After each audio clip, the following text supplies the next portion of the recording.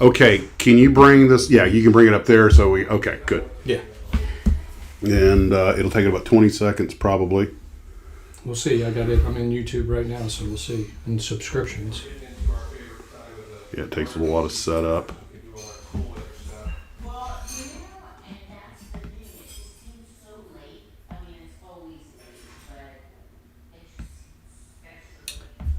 You're going to have Steve or Ken call? Yeah, I should give them a call. I running so late, I didn't. I don't have their phone number. I did. I got it right. Bug good. Are you getting in on there? Yeah, I think I'm here. There it is. It just went yeah. live. Okay, I'm going to kill the camera for a moment. Let people get let's video capture device, and I'm going to kill the. Yep.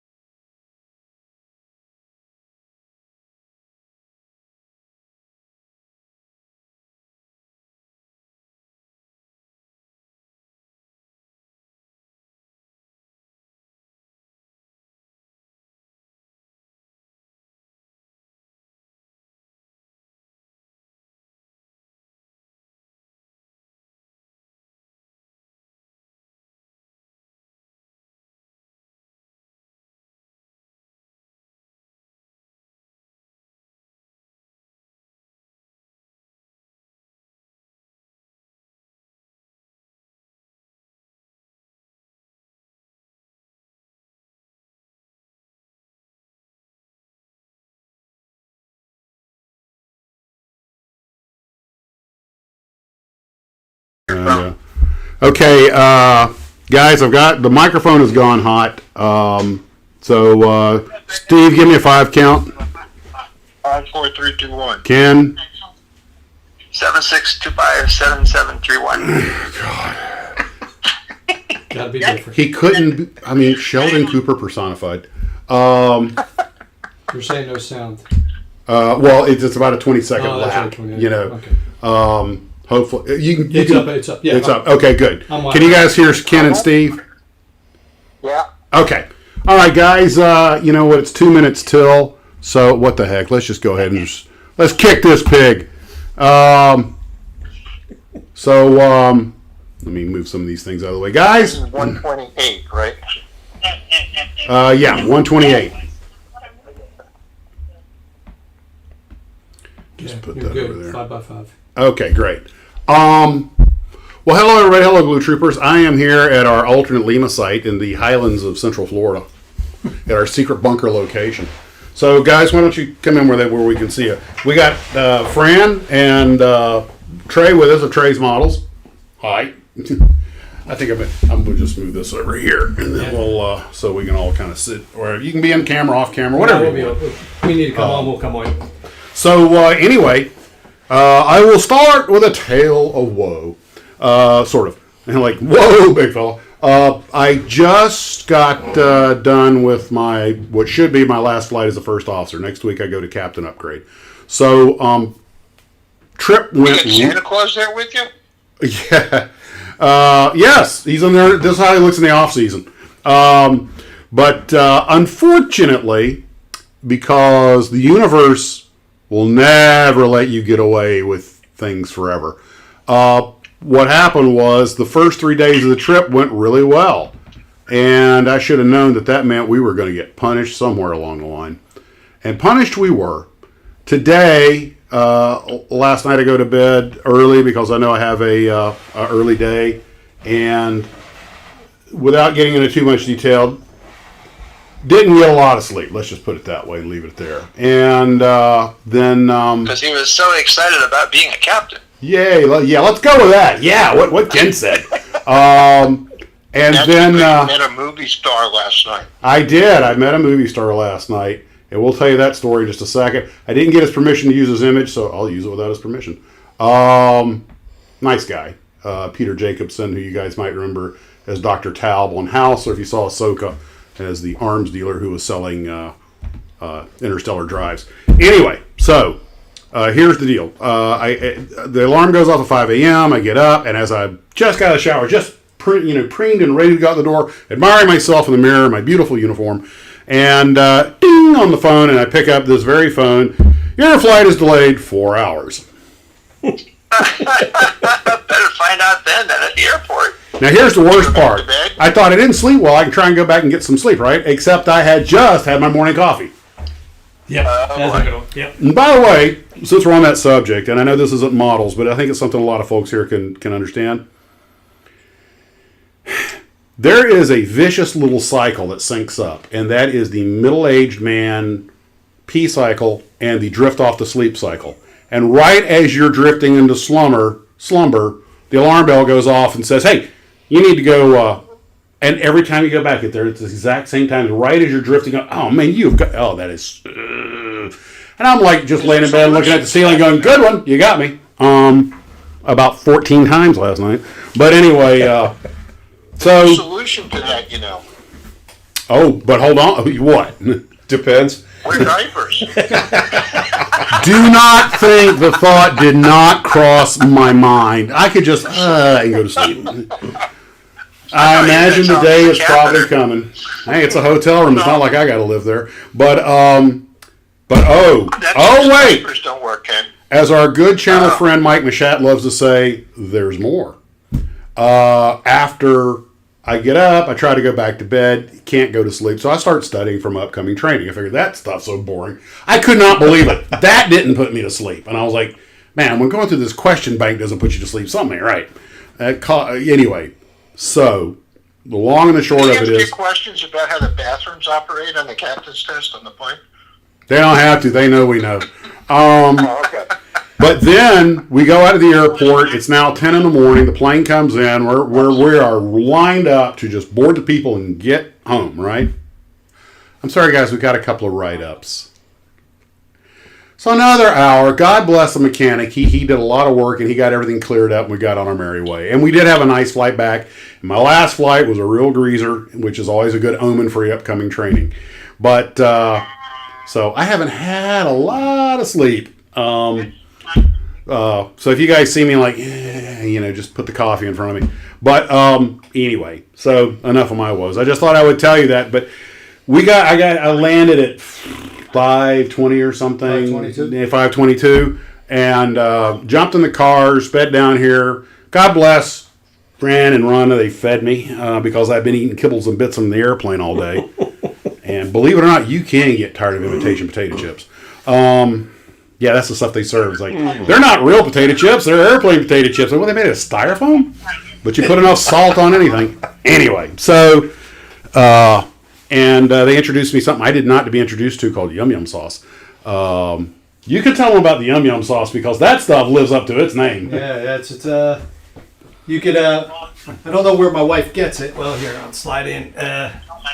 So I'm Fran, otherwise known as Rhonda, on a live stream. So if you see Rhonda, I just steal her name as Steve would know. That's my By the way, stage name. this is all Fran's builds up here. This is his hobby room, which we did a video on it a while back, I think, when we were here. But we'll show if you want. We'll show them some Let of me the ask stuff. you a question. This Yum Yum sauce, Yum Yum sauce. Yum Yum sauce. is that going to mean you're going to have to leave the live stream at any point during the live stream? No, I know where you're going with that. No, it doesn't do that. It just tastes good, It just like a tastes Yum good. Yum sauce should. Yeah. It's almost like a secret sauce except for stir fry. So, Oh, okay. yeah, it's if you would think of, I don't know how it. It's like the white sauce at the Kobe. Yeah, there you go. It's like the white sauce. Yeah, that's exactly right. But if you have stir fry, that's what you want to. You want to put it in there. My wife broke that code a long time ago, and it just awesome stuff. So. Now, we were going to, the original plan, I was supposed to be here at 2 in the afternoon. We were going to take a lot of photos because Fran has this magnificent room. He also collects a lot of these vintage wooden models, which we're going to be talking about later. I did not prepare anything for this live stream because obviously I didn't have time, but I didn't really have to because we've got everything we need right here. I'm planning to do it. We're planning together to put together a documentary on the World War II, pre-World War II, post-World War II wooden models before injected molded styrene came into vogue. And I guess this is a good one to start with. And I'm going to turn this towards you so you can tell them about this. And Yeah. you want to put it where? Yeah, and we're. So. You guys have seen some of these on viewers' builds. Yeah, I don't think this one ever made it to a viewer's build first. It but will just now. Well, now, yeah, I'll have to send it in. So, just a short story. I'm just like all you guys and gals out there. I've been building styrene since I was a kid. About 15 years ago, a friend of mine knew I'm a retired tanker, U.S. Army tanker. He was in an antique shop, and he found and he knew I did models. I hadn't done many lately, but he found this wooden model kit made by Rogers Motor Company. And he bought it, and I had done a retirement ceremony for him, so he gave it to me as a gift. He was here, and so I looked at it, and it was a wooden kit, about 1,000 pieces, right, just under 1,000 pieces, and it was beautiful. And I didn't want to build it because if I build it, then I don't have the kit anymore. And the kit is from about 1941. I'll grab the box and show everybody the box. So what I did was. I finally got motivated, and I said, if you got a wooden model kit, I'm decent at woodworking. You don't even have to be that good. I'm just average at best. I said, I'll just reproduce all the parts and then build the reproduction. So I still use the base kit as the boilerplate or your blueprints for lack. So this is, and when I did this, this is the very first wood kit I did. My goal was, I want to do it just like if I was 13 years old, during World War II, and my dad bought me that kit or sent it home or whatever.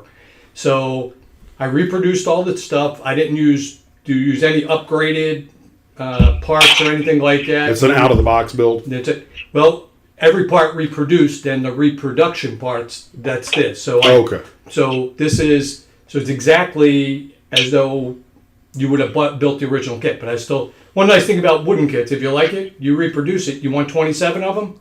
Yeah. 27 and still have the original kit, which you can't do with styrene. So I did this, and so this is one from, like I said, about 1941. So I built it, and it was interesting. Then I started finding out the history. When I was reading through, they just give you blueprints for the instructions, and I'll bring in a set of instructions here in a moment. What I learned very rapidly is kids back in 1940 were way more talented. They had skills. Than I was in 1960. Well, incredible skills, because it's kind of like, here's a picture, make it look like this. Here's your block of wood, here's your picture. Yeah. Get a knife out, carve it up, make it look like this. And what was interesting is in here, if you can see, it's got like little, it's got tow cables on it, and there's some little metal stuff. No metal in the kit, because they even tell you in the kit it was wartime strategic material. So they actually tell you in the kit, go find a scrap piece of wire, go find some pins, go find some whatever for the metal parts. So everything. Your model is a scavenger hunt. Your model is a scavenger hunt. So you build it all that. So I built this one and really liked it. Thought it came out really well. It's great. And like I said, the tracks themselves took as much time as the whole rest of the kit, because again, the whole thing. We all know that song. Yeah. I think each track block, and I know Trey's been doing a couple of these lately and all. Each track block on this is like 6 parts or something like that, and connectors, center guides, and all that kind of stuff. What does that scale out at? This is right about 1/15 scale. Well, anyway, then I kind of got it cooked, and I said, well, wow, that's pretty cool. I wonder what kids did during the war, what other model kits was out there. Okay, there we go. So over the last, about 15 years or so, whatever I said, I started collecting the kits and started building other ones, looking just for vintage kits. So I have kits. The earliest kit I have is 1939. The latest one I have that's all wood, when it was kind of like wood was dying, is 1962, and I could show you those kits. This was what I found as I've been documenting everything I've found. My stash of wood kits is probably now about 200 vintage wood kits. Wow. So if somebody wants to know something about wood kits, I may know the answer, or I'll certainly be able to look it up for you. But what I found fascinating, Trey, is there a piece of paper laying on top of that thing? Like, yeah, there. I want to put this kit down. Kids, that's like a forest. Yeah. Many trees gave their lives Yeah. for children's entertainment. Yeah. Well, the other thing too was interesting during wartime kits. No balsa, because balsa was used for life rafts for the Navy. As a matter of fact, one of the big manufacturers of the kits was Miguel. He was out of Philly. Started off building flying airplane models out of balsa. Taught in the high schools as part of his VOTEC classes, and then started going into hobby shops. And Navy actually came, and he had a whole warehouse full of balsa in Philadelphia. They came and bought out all his balsa. So what he did to continue producing was he used some compressed board, scraps, and cardboard. Well, if I'm not mistaken, Ken, didn't the model railroad companies make the cars out of cardboard during the war? I know they made them out of wood. I don't remember if they ever made them out of cardboard. That would have been really old. If they Actually, they did, Ken. As a matter of fact, it was Miguel. He only did he did mostly airplanes. He did like one Jeep that I have that's out of cardboard. But Miguel did a bunch of HO train models. You can still find them every now and again on eBay. And they are like cardboard sides. With, some really...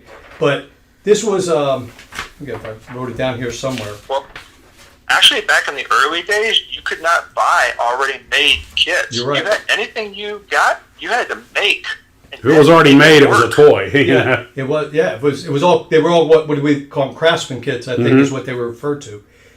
But this I found interesting. I just did this. When me and Max were talking, I go out. I collected all this history, or I've been collecting all this history. As I run across a new company, or I find a kit that I didn't have, I'll go, okay, what's the kit? Where was it made? What? And so far, I've identified 68 companies that did wood model kits. I am sure there are more. But the wood kits were easy to produce. Yeah. Unlike styrene, you need a mold. You didn't need a mold, right? And so, but of those 68 companies, and there's more. This includes, I do some wooden airplanes, flying airplanes, a couple of those. But mostly what I do is the solid wood models because I find those very interesting. But of the 68 companies that existed during that time frame, 1939 to 1962, there's only 3 of them that are around today. Only 3. Goldberg, or I take that back. There's only 5 of those companies that still exist today, and that's Goldberg, Monogram, Hawk, that we all know, Gilos, and Comet. And most of you know that Goldberg, Comet, Trainers, they're Carl, RC. Carl Goldberg. Yeah, but this was the other interesting thing. The only companies, again, there was probably, during that time frame, there was like 41 companies that did solid wood kits of boats and cars and tanks and all that kind of stuff. Out of all those companies, only 3 made the transition to styrene. Monogram, I know, did. Yeah, Monogram did. Hawk, and try to name the last one. What were these are the 5 you just mentioned? No, those are 5 companies that are still in existence that were building kits. Okay. But like Goldberg never did solid wood kits, never did plastic. That was all RC. Comet. No, Comet didn't do plastic. Oh no, Comet did plastic. Did because they? Aurora bought their molds. They did a small line of plastic models. In fact, the famous little Apache and the Piper Apache and the Cessna 310 and the Air Commander that Mike Machette that I got the original box art from. Those were all originally Comet molds. Oh, that's cool. I've added one more. You've added So the last one that made the transition to plastic during the 50s was Strombecker. Oh yeah, yeah. They did all the really cool space stuff, and Strombecker started off like in a barn using leftover scraps of wood from some facility. But Strombecker also, in fact, what's that guy's name? There's an older fellow that just started a YouTube channel. Oh, Gerald Steele. Gerald Steele. And he did a couple of Strombecker kits. And he doesn't do okay, I want to be careful how I say this because I don't want to sound like a model snob. He doesn't do win trophy models. He's an elderly guy who builds for pleasure. Yep. They look like what they look like, and he's having a good time and showing us old kits, and I love it. I think there's something about an old guy who can remember when these were new, but the Strombecker kits, you look at them, for their time they were fine, but by today's standards, they're not even close to holding up. Yeah, I could show you some of what I would tell you is, and I kind of mentioned this when we were talking on a live stream a couple of weeks ago. Max's favorite phrase, or one of his phrases that I kind of picked up on was, I put this kit together and it didn't give me any argument. Right? It didn't give me any argument. I got it, put it together, got no argument. So with a wood model, I will tell you, I've had very few arguments with building any wood model. You just file them down. But I've had a discussion on every single one. We've had it's been interactive, and if you ever wanted to try, and you could still find them, they're not necessarily hard to find. The closest wood models to what I would say to a styrene model in terms of build, being able to put it together, build it, and not having to have a lot of discussion is actually the Strombecker models. Oh yeah, because they're pretty straightforward. Oh, they're straight. On all the Strombecker models I've built, I really didn't have to do. I really just put them together, primed them, and painted them, or left them unpainted. I didn't have to really do a whole lot of sand and file and fitting. That Sherman tank behind there by Rogers Motor Company, that was probably a month. That was carve every piece almost, get it all. But that's the fun of it, if you don't you enjoy doing that, and I do. So what I found interesting also is these Rogers kits. This first one I found, Rogers Motor Company was out of Detroit. The other thing I found with these companies, they were really centered. Model companies, they were either in New York, a couple in Philly, Chicago, or LA. That's pretty much it. Well, those are all industrial areas. So that's where. And the other thing, and matter of fact, Alan of Old Model Kits, who's Alan Bussey, I really like him. Great source of information. You guys probably know him from his. He gave me permission to use the images from his website. Oh, really? Yeah. He's. I just found him on. And he goes, those are my pictures. I was like, oh, I didn't know. I'm sorry. He goes, that's okay. And I was like, I'm not making any money on this. I said, all right, you should ask. Absolutely. I didn't even realize that they, were. But he's posted a lot of work into that site. He has some pretty nice stuff out there. Oh, he does. And you can go. He's got I've known him, never met him face to face, but talked to him and everything. Just a really straight guy, smart guy. And he was the one explaining that. As I was doing these wood model kits, it was interesting. Everybody, like you were talking about last week, everybody made a P-51 Mustang. Oh yeah. Everybody. Well, in a solid wood, everybody built a Jeep, right? Mm-hmm. And it was interesting. I started getting like Hawk built a Jeep, right? And then Mod AC built a Jeep, and Ready Cut built a Jeep, and Austin Craft built a Jeep. And I started collecting these, and I'm looking, going, you know what? They're all almost exactly the same. Because they all copied each other. They all copied. That's what Alan goes. He goes, Fran, you got to remember back then, no copyright. And he goes, and everybody was so dispersed. He goes, the They're traveling almost sales, regional sales. it was all regional sales, so nobody was. He goes, the salesman goes to New York and sees his kit and brings it back, and the guy in LA goes, well, I could do that. I just copy it and we change the name. Because I was looking, going, the similarities are just like A little too uncanny. okay. It was so that was If they'd been plastic, you'd have thought they leased the molds. Yeah, exactly. But so the Rogers kits, and I'll go get one here in a second, so I can not monopolize this, but show you. Yeah, we're just here to talk. The Rogers kit, I found out that they made 5 during the war. Rogers Motor Company actually holds, before the war, they held a patent on gas engine for RC aircraft, for free-flying RC aircraft. Man, it probably explains why WinMac designed their own. Yep.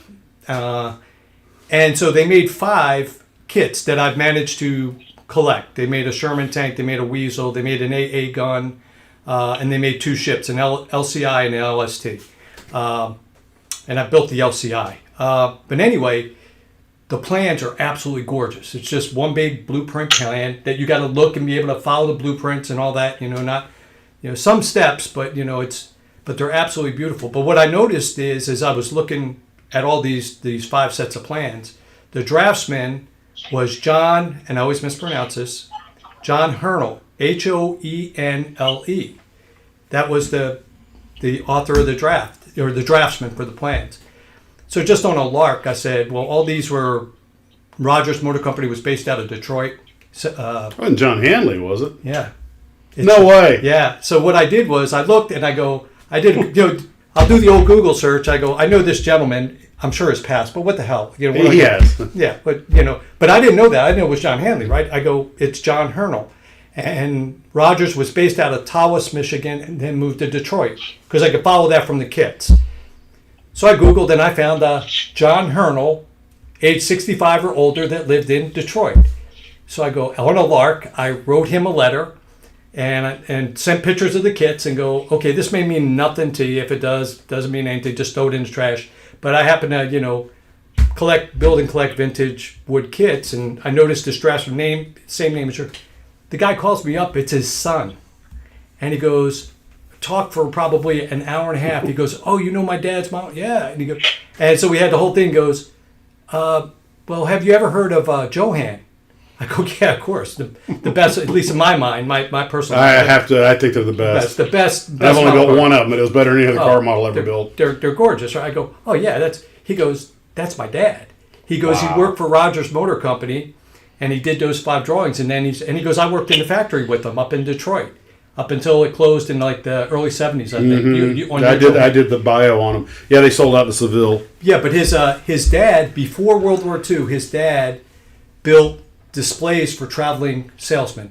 So I guess, wartime, you wanted a new kitchen, traveling salesman would come in with a little kitchen, and go, do you want that? And his dad built those. Then when the war kicked off, he was working at Rogers, and then the Air Force hired him, and he built most of the recognition models that are up at Wright Pat. Yep. He says, which, by the way, I called Wright Pat when I was doing the history, because they had a bunch of models, but they didn't like recognition models. I said, are those John Hanley's? They go, no, those are in storage. These are from a collection that was basically gifted to them. So those models are not on display right now, unfortunately. They're in storage. Yeah. So, and unfortunately, nobody there at the Air Force, and this is common in a lot of museums. A lot of the people working there, because people change jobs, but the artifacts are there and stay there. A lot of you have no idea what their own museums have in them. Oh, I'm sure. Yeah. But it was just interesting. I mean, that just, I'm looking at these, the fascination of these, just, and it was, a matter of fact, that's how I ended up finding Max's channel. This is not a paid political announcement or whatever. It doesn't, he's vote for Pedro. Yeah, he's not doing a Patreon or anything. But what it was when I was researching Rogers Motor Company, and then he said Johan, I went and I go, well, let me just YouTube Johan, and then I started running into all of Max's histories, and then found this channel and started watching them, a 3 years ago, whenever it was. So, but it's like the history. That was like, so your monogram history was really cool too. Is as Max put out, the two individuals started were naval officers in World War II. War ended. They started. Their first 5 models were 5 ship models, and I have collected those, and they're still pretty easy to come by, not hard to come by. Again, all wood, even though it was right post-war, there's very little Not metal. unlike that one right there. No, I'll bring it in. This is actually... I mean, just that's a wooden model, right? Yeah, but this is... Well, no, this is a good example because I was talking... yeah, all this is wood, but this is actually... I forgot it was sitting behind it. So this... Let's see if I can send it up there. So I was just talking about Rogers Motor Company. This is the LCI model, and this was dated. It was interesting. It got. You could do the history. Was right after the end of World War II. They built this model because they said, as part of the Victory Day, celebrations, we brought our troops home on these or something, along those lines. But this is, this is. Primarily, there was a little bit of metal on this one, as you can see, the railings and all that kind of stuff. And this one, a lot of my wood models I choose not to paint because I just think they look pretty in wood. But this one I thought would look prettier in gray for my Navy brothers over there. So, but that's a Rogers out of that same thing. So John Hanley, Johan, did the design and all the drawings for this model. And as I'm sure everyone's aware, the drafting work on a model is every bit as exacting as for the actual, whatever it is you're making, the blueprints or whatever. Hanley was always, even from a young age, he was recognized as an incredible talent. Oh, yeah, he had a... but anyway, so we go to the Monogram thing, and again, I'll bring in the Destroyer.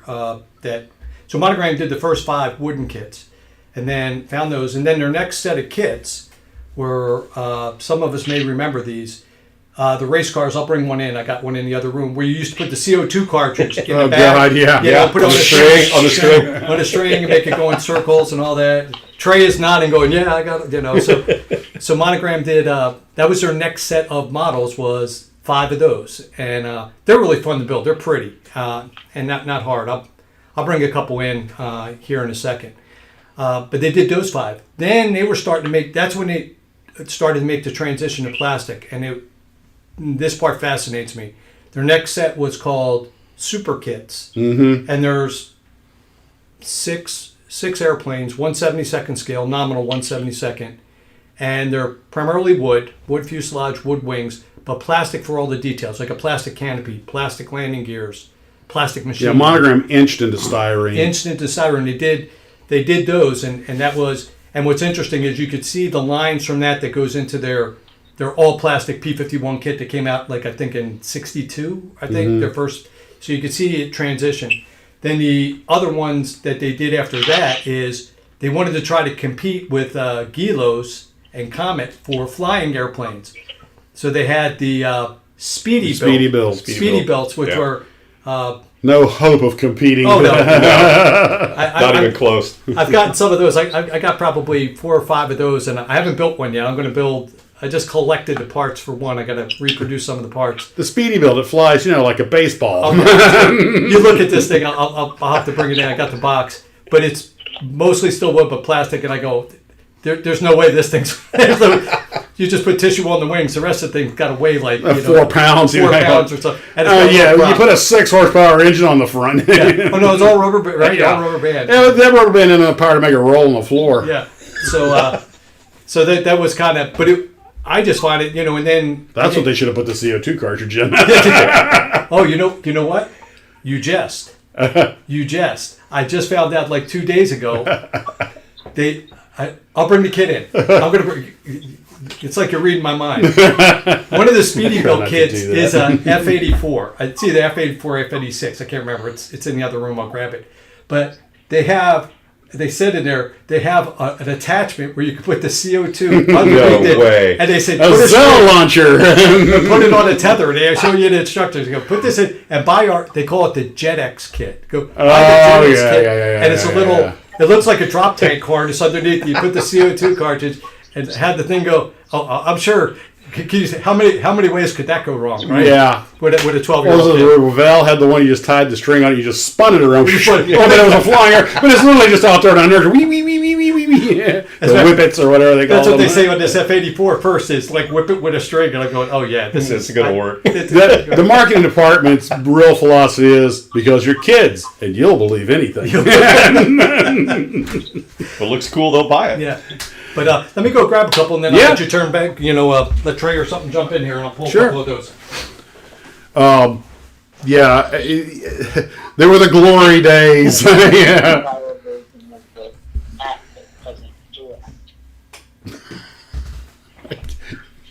Anyway, so Fran and I are going to work on a documentary on these wooden models. I got a lot of stuff pending. Paul Adams down in New Zealand has sent me a lot of stuff. I just haven't had a chance to get it collated and turned into. He sends the pictures and everything, so going to make sure he gets credit for those. And also, I am planning to do a history on Poker, the company that makes the excellent money. Apparently, Poker makes model cars that will smoke Tamiya. Yeah. Have you never seen a Poker? And it's POCHU. POCH. Okay. You want off the charts. And off the charts, incredible. But the like I told you guys, I really won't be doing anything till next year because I got to get all this training out of the way. So my little blonde brain is pretty much at max capacity for Max. Of course, I'm always at max capacity. Steve, you said you built a Poker? Yes. And you had a real high opinion of it. I built the Testarossa. Nice. And it was, it was pretty painless. It went together, and it was really an assembly kit, but it was really nice when it was done. But are all Pokers assembly kits, or are some of them styrene? No, they're all assembly kits. Okay, so that explains a lot. So they're not. They have some styrene. They have some styrene parts to them. They have some upholstery parts to them, things like that. But it's really an upholstery. It's really an assembly kit. Okay. But they're really detailed. Oh, while we have a second, I'm going to turn. Everybody, watch your eyes. I'm going to turn this towards Trey. Trey, you want to talk about what's going on with the RCs? Well, I've kind of come to a crossroads with the RC stuff, and I've decided that I really want to focus more attention on the plastic builds and devoting more time to that. The RC, it's fun, but it is a time investment that I just don't have the time to invest in, basically. So, sadly, getting out of the RC side of the thing and going to up my plastic game, as it were. So BR549 if you're looking for some RC parts.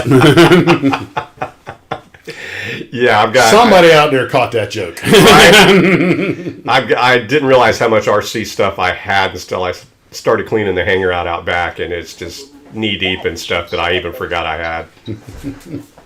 But it's a process. Stuff you don't know what is, and it needs a home. I might find a place for it. You are more than welcome. Come up. I've got your manual for your P47 set aside for you too. So. Oh, I was wondering where that. Okay, cool. Yeah.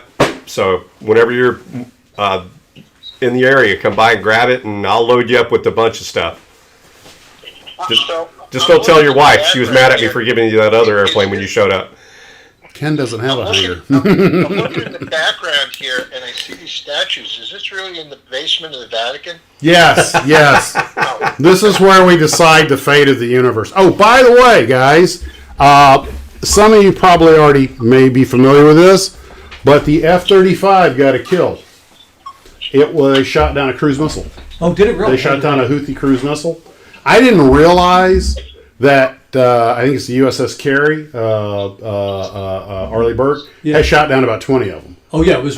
It's in Red Sea. And some of our other jets, but I think it was an Israeli F-35 shot down. It got its first kill on a drone, and this is like England, 1945, with the Spitfires and the Meteors chasing down the buzz bombs, tipping them over with their and that was an act of desperation. But how guys killed doing that too. It didn't always work. I was like, let me swat his wingtip. Hey, and mine fell off.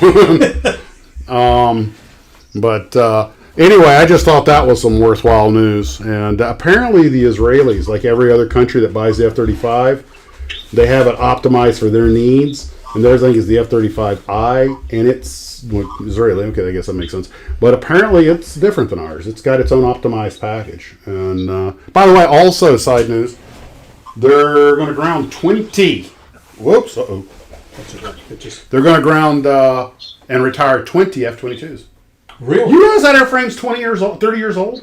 What? Yeah. The first prototypes, I guess, yeah. Flew in like 93. Wow. First Can you program. believe that? The first 20 that were made for the Air Force were basically production built prototypes. Yeah. And after that block, if I understand what I read correctly, they made a bunch of changes to make them more integrated. The older ones don't integrate well because they're A models, and they just decided they have to have their own logistics chain and everything. And the Air Force is like they're a money hole. Well, Ken, they're a money hole. Like on a boat. Bite your tongue. Too soon. Everybody wants to know what the 3D printer's for. By 3D. Well, he's making me a new heart valve, which was all fun and games until he needed one. Fran, why don't you? Yeah. So here up. So yeah, that's my actually my son. My son bought that for me. That 3D printer. That was a Christmas present last year. And I have a good friend down the street who does this for a living. He does computer-aided design, 3D printing. He literally designs real airplanes. So he's been coaching, teaching, and mentoring me on how to do that. A lot of fun. I can't tell you I've made anything real big or anything like that, but I'll give you, for instance, I needed like replacement steering wheels for some of my kits. I just went, picked a file, made it the size I wanted, and printed it out. And then I was fooling around with stuff, and this is actually, I like Ken, I'm also big into HO trains, from when I was a kid and my dad. So I started producing, I just went out and found files of HO scale trucks.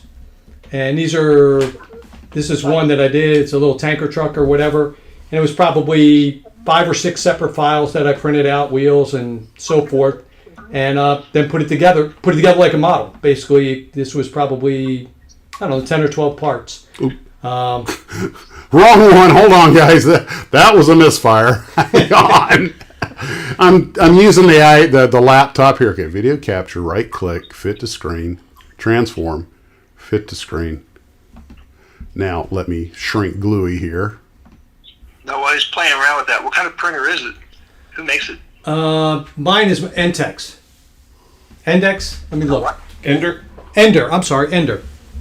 Mine's an Ender. Oh, I got 2 of those. Yeah, and like I said, I'm still very much a novice with it, but it's not necessarily all that hard if you're using a file that's already created. I have to learn to build my own files if I want to do something really. But there's so many free files out there that you can find something and just modify it a little bit and make it work. I figure making the screen bigger, make it easier for them to see smaller models like that. Oh, okay, yeah. So that was. I'll give you, for instance, one of the wood kits that I found. I haven't finished it yet. It was a large scale Jeep, but it was missing the tires and very specific tires. Yeah, the non-directional treads. And all that. And I found a file on Thingiverse, which is one of the sites you can go to find files. And I scaled it, printed it out with the hubs, and printed out 5 tires, 4 and a spare to put it out. So it's neat for filling in those pieces that you're missing. I look and I go, it opens up, for all modeling, not just, styrene, certainly wood and everything. You go buy a kit if it's missing some parts, or you go to a swap meet and you find a box of parts or something, go, man, it's missing, that'd be really cool, but it's missing the seats. Well, no big deal now. You can find a file and go 3D print the seats and print them the way you want. Not only that, you can get a complete kit and just make changes to it by going, hey, I want this, this, this, and this. And Accurize it if you need. Not to mention, I think Ken, correct me if I'm wrong, but on most 3D printed stuff, you can change the size by a matter of small degrees. Oh, yeah. Which, I want overstuffed seats for my 48 Oldsmobile convertible, so I'll take this basic seat design, just make it 4%, 8% larger than normal, file it down, and put there my overstuffed seats. Oh, yeah. You can adjust That's very easy to do. Yeah. And that's what I did, like with that truck that I just showed, that little tanker truck. It's actually, I think that was initially like maybe 1/48 scale or something like that, and I just figured out the math to get it down to 1/87 scale, which again wasn't hard, and then you input it and it'll proportionally put everything else in. You set one parameter and it'll set the ratios for everything else. So again, still a novice with it, heck of a lot of fun, a lot of capability, and they're not expensive. How long does it take to print something like, a chair or whatever? It depends on something like, for that truck, like some of the pieces for that truck would probably take maybe 10 minutes, 15 minutes. Oh, wow. Yeah, That's quick. 10 or 15 minutes. I thought you to could say print. like an hour or something. If you get something pretty complex or you get something big, you get something the size of, a tennis ball or something, yeah, that's probably going to take 45 minutes to print. Because, the way it's laying down the layers and all that, and if you have to have structure around it to hold it, if it's hollowed out. So everyone varies. So, but I said I'm sure It also depends on how thick the layers are and how fast you do the printing too. Yeah. And I always like to print slow so it doesn't, as you probably know better than me, Ken, if you print too fast, then it starts to sag because the underlying layer hasn't dried yet or whatever.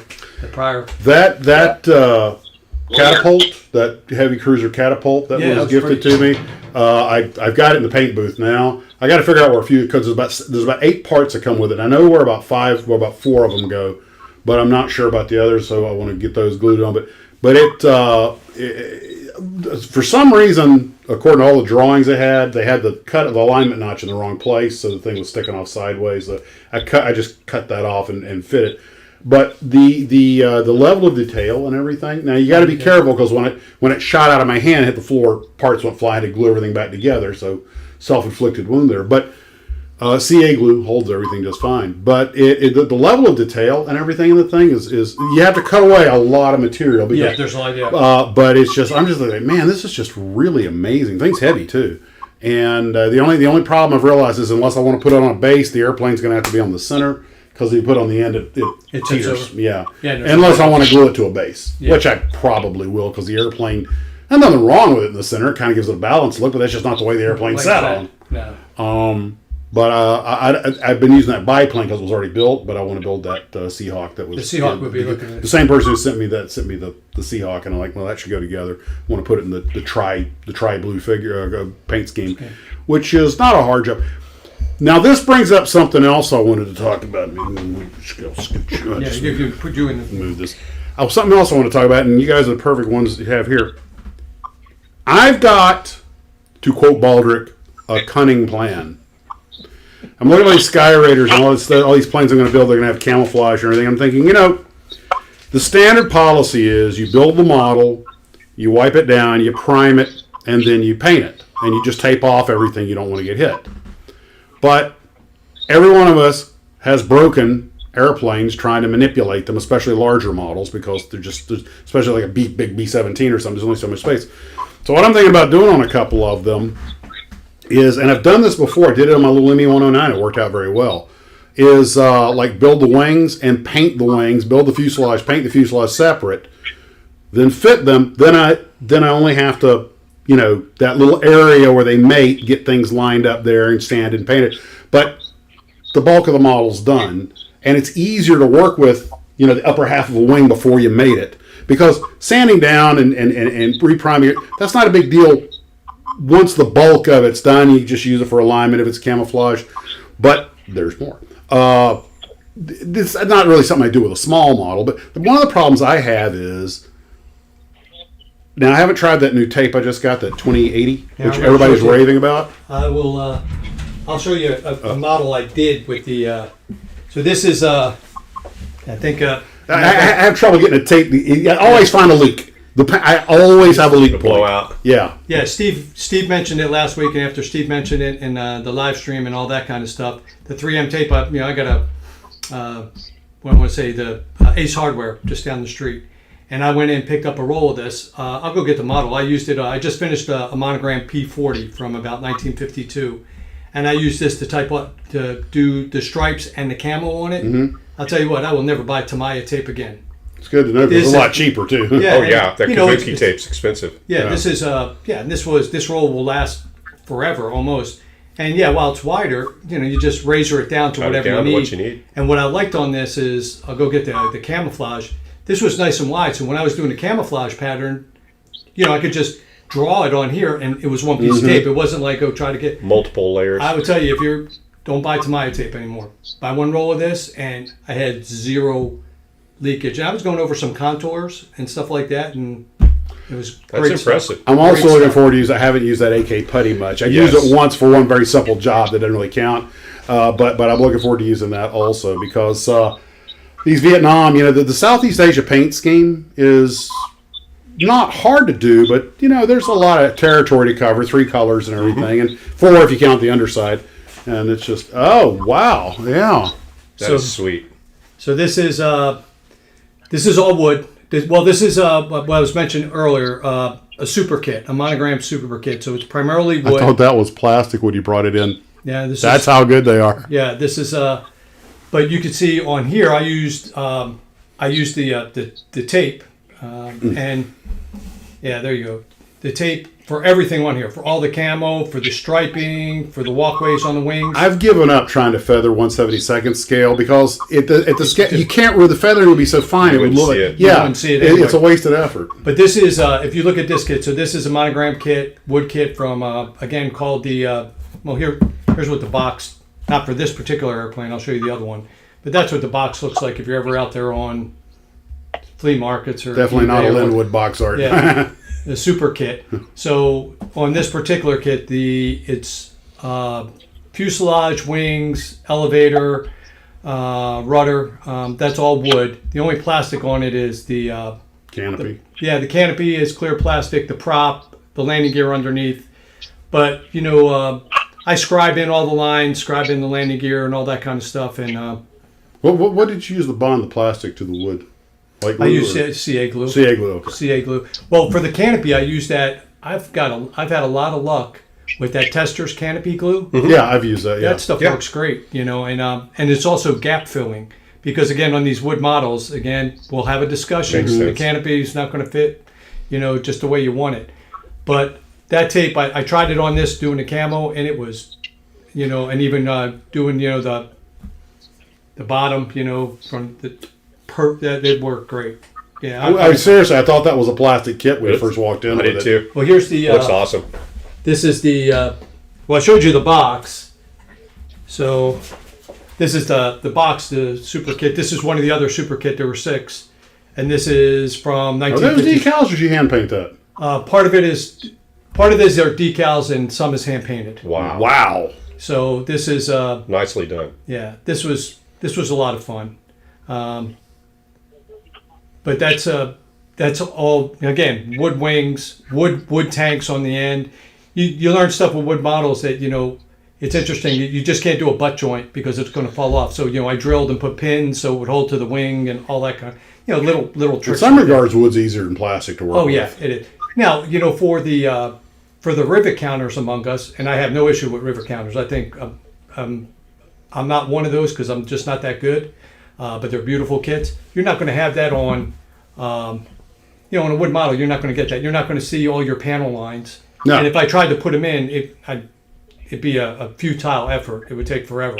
But then again, with a wood model, it's one of those, again, using Max's term, and I actually say it to myself all the time when I build a model, go, Fran, build it the way you want it to be. Yeah, You want to add looks detail? good on the shelf. Yeah, if it looks good, you want to add detail, add detail. If you don't, then don't do it. You don't want to add that in. The whole idea is this is a hobby. You're supposed to have fun. Yeah, so that's. I did mention these are the other monogram, and again the ones that we remember that had the there's the CO2 cartridge in There the it back.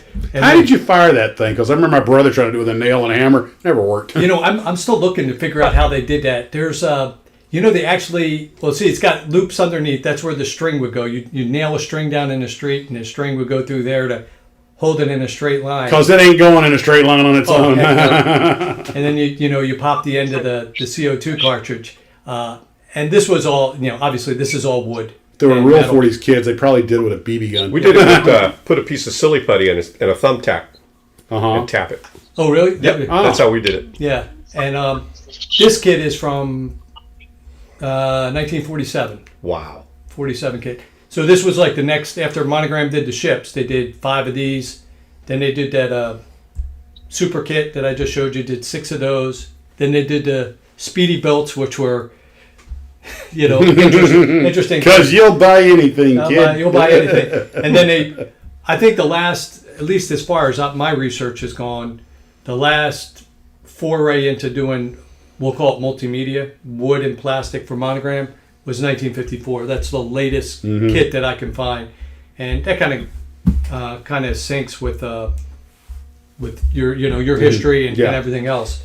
No matter how much you think you know, at some point you come across something obscure and you're like, holy crap. For example, when I did the thing on Strombecker, I talked about their first plastic kit, which I think was the Ryan PT-22. What I didn't realize was that wasn't styrene, that was cellulose. Really? Yeah. It was supposed to be a flying kit. So they used real thin cellulose. So although it was a plastic kit, it wasn't styrene. It was injection molded, Yeah. but it wasn't styrene. I didn't realize that. Somebody enlightened me to that, and I did a little more digging. Was that injection molded or vacuum? It could have been vac, but I thought it was injection. But it very well may have been vac. In fact, look at the way the parts looked in the box. I mean, they weren't on a vac sheet, but they could have been trimmed off before they went in the box. True. Or the person may have done it when they put. I mean, it was a photo of an old kit. Who knows what? One of the things I love. I was just having this conversation with somebody the other day. There is a dark little subculture out there of people forging vintage kits. Oh yeah. And Mike Machad had talked about how he had a bunch. I don't know if they were Jims or Craig's, but they were. He did his video on the vintage kit. He had a bunch of them in his studio, and he's showing you. And one of the things he does, he opens it up and he says, the kits were taped, and you look to see if they rust. Yeah. And exactly. you look to see if the rust lines line up. And if you turn the box around, they don't. That's not the bottom that originally went with that. And then you look and you realize that may be an old instruction sheet in there, but you don't know how old that model is.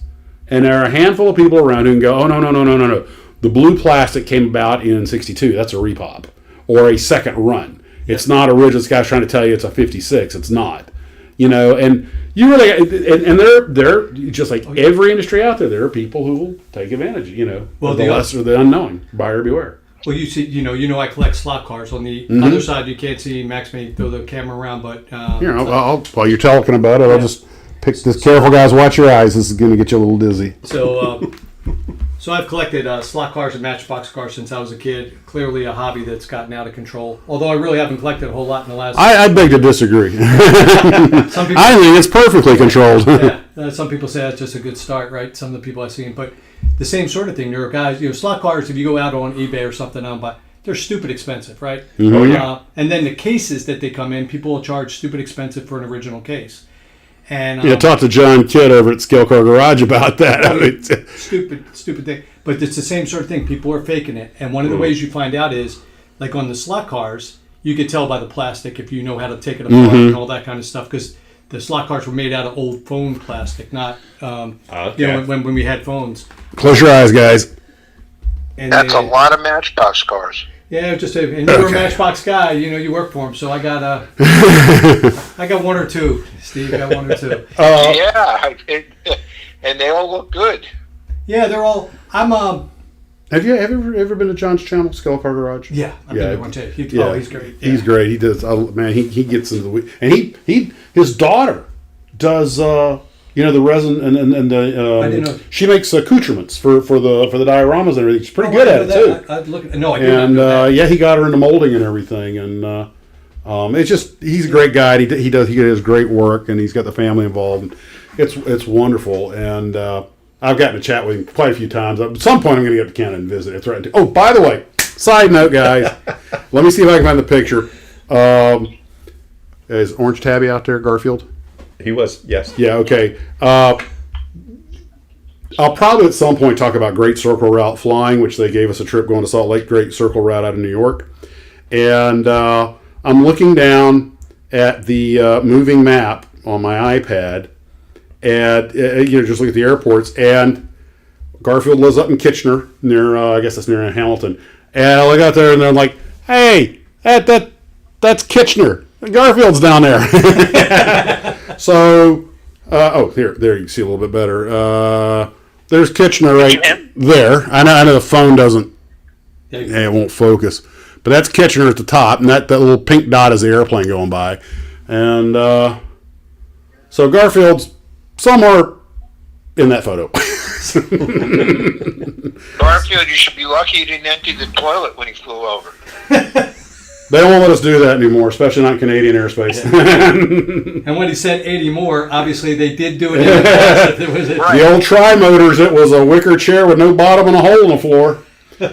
By the way, since you brought that up, because this time it's his fault we swerved off on the tangent. Guys, if you want to watch a good 1.5 hour video documentary, go find the one Grounded. It's about a couple of brothers that were some of the early pot smugglers back before it was all guns and cocaine, back when it was just, pot. Yeah. Anyway, in 73, I think it was, they had a DC-4, and they were going to make a landing in a dirt strip here in Florida, in the middle of the night, and they had everything guys waiting on them. And there was a road at the end of the strip, and he goes, as the fates would have it, some state trooper had pulled over some hot chick in a car at the end of the runway and was sitting there chatting her up while they were running out of gas, flying in circles. He goes, finally, we got so critical of fuel. We're going to get to Lauderdale and land. They catch all this pot in a plane. We'll go to prison for 1,000,000 years. So they pulled out the little emergency exit hatch on the side, and they threw out like 100 bales of pot flying in a circle over the dark area they thought was a lake. It wasn't a lake. It was a farm. They put one through the guy's house. They put one through they killed one of his cows.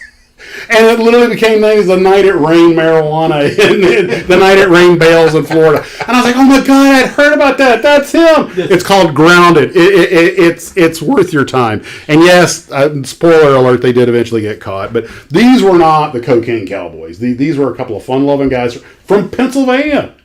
They weren't from Florida. Okay, in my former jaded life as a Pennsylvanian, I will neither confirm nor deny that I was in that. Yeah, they were Amish smugglers. That's it. Amish smugglers. But somebody should be in a diorama with dead cows with bales hanging. Yeah. That's hey, all right, Garfield. He saw the airport. One of these days, I'm going to sneak into Canada if they ever let me back in and go visit Garfield and John and all these other folks. I don't know. They don't really update the no-fly list all that often, Max. I think. Oh no, it's don't come back here no more. Come back here no more. Yeah. Take off, eh? Take off, hey, you knob. Oh my God, I was flying from Mesa as a captain on CRJ. We're in Toronto, and if you stay more than 2 hours, you have to clear customs. So we want to get in and get out, right? Yeah. And we get in, and with some minor delays, I had to run into operations. And there were two guys in there who were local Canadian bag smashers.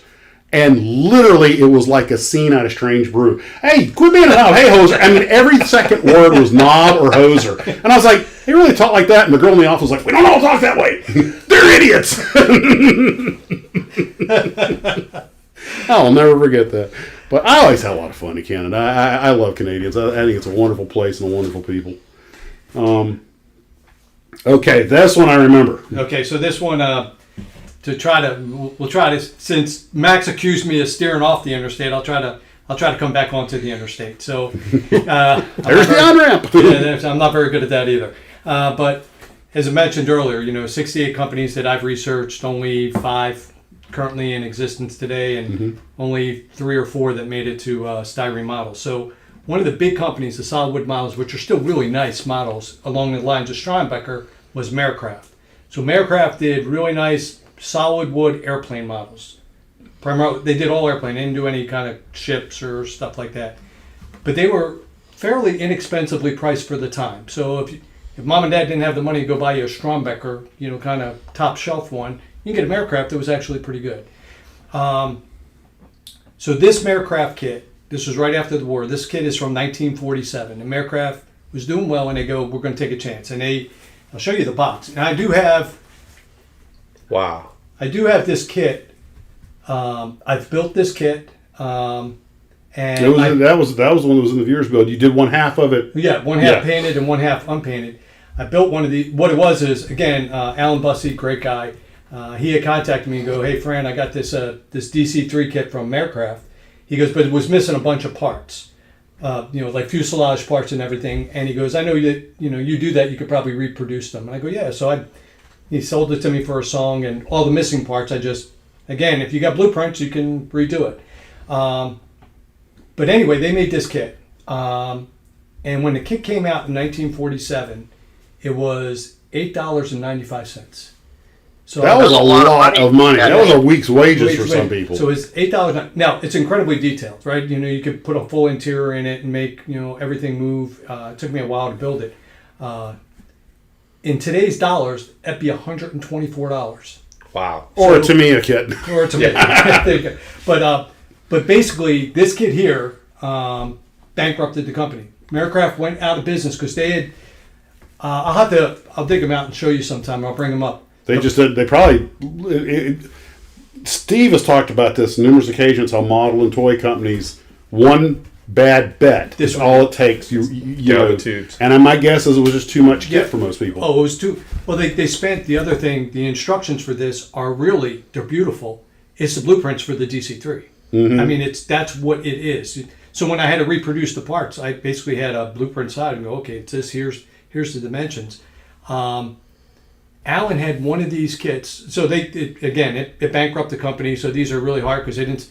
Well, you look and say if mom and dad were taking you into the store, just like if they took you in the store today, I could buy you the $8 whatever Airfix kit, or am I going to spend $125 on this kit? Well, that's not a hard call. I don't have $125. Yeah, get the 25 pence bag in the bagged exactly. kit on the wall. The little bag, Airfix kit or what they were. So that just amazed me. But he, I lucked out and I found one of these. I still have one of these unbuilt, totally unbuilt that I just recently acquired. Well, you're going to keep that one. I'm keeping that one thing because it's really neat. Because the one I built was like I had to fabricate a bunch of stuff, but it's the plane and all that. And I went through all that. But I meant Alan. Where did you get it?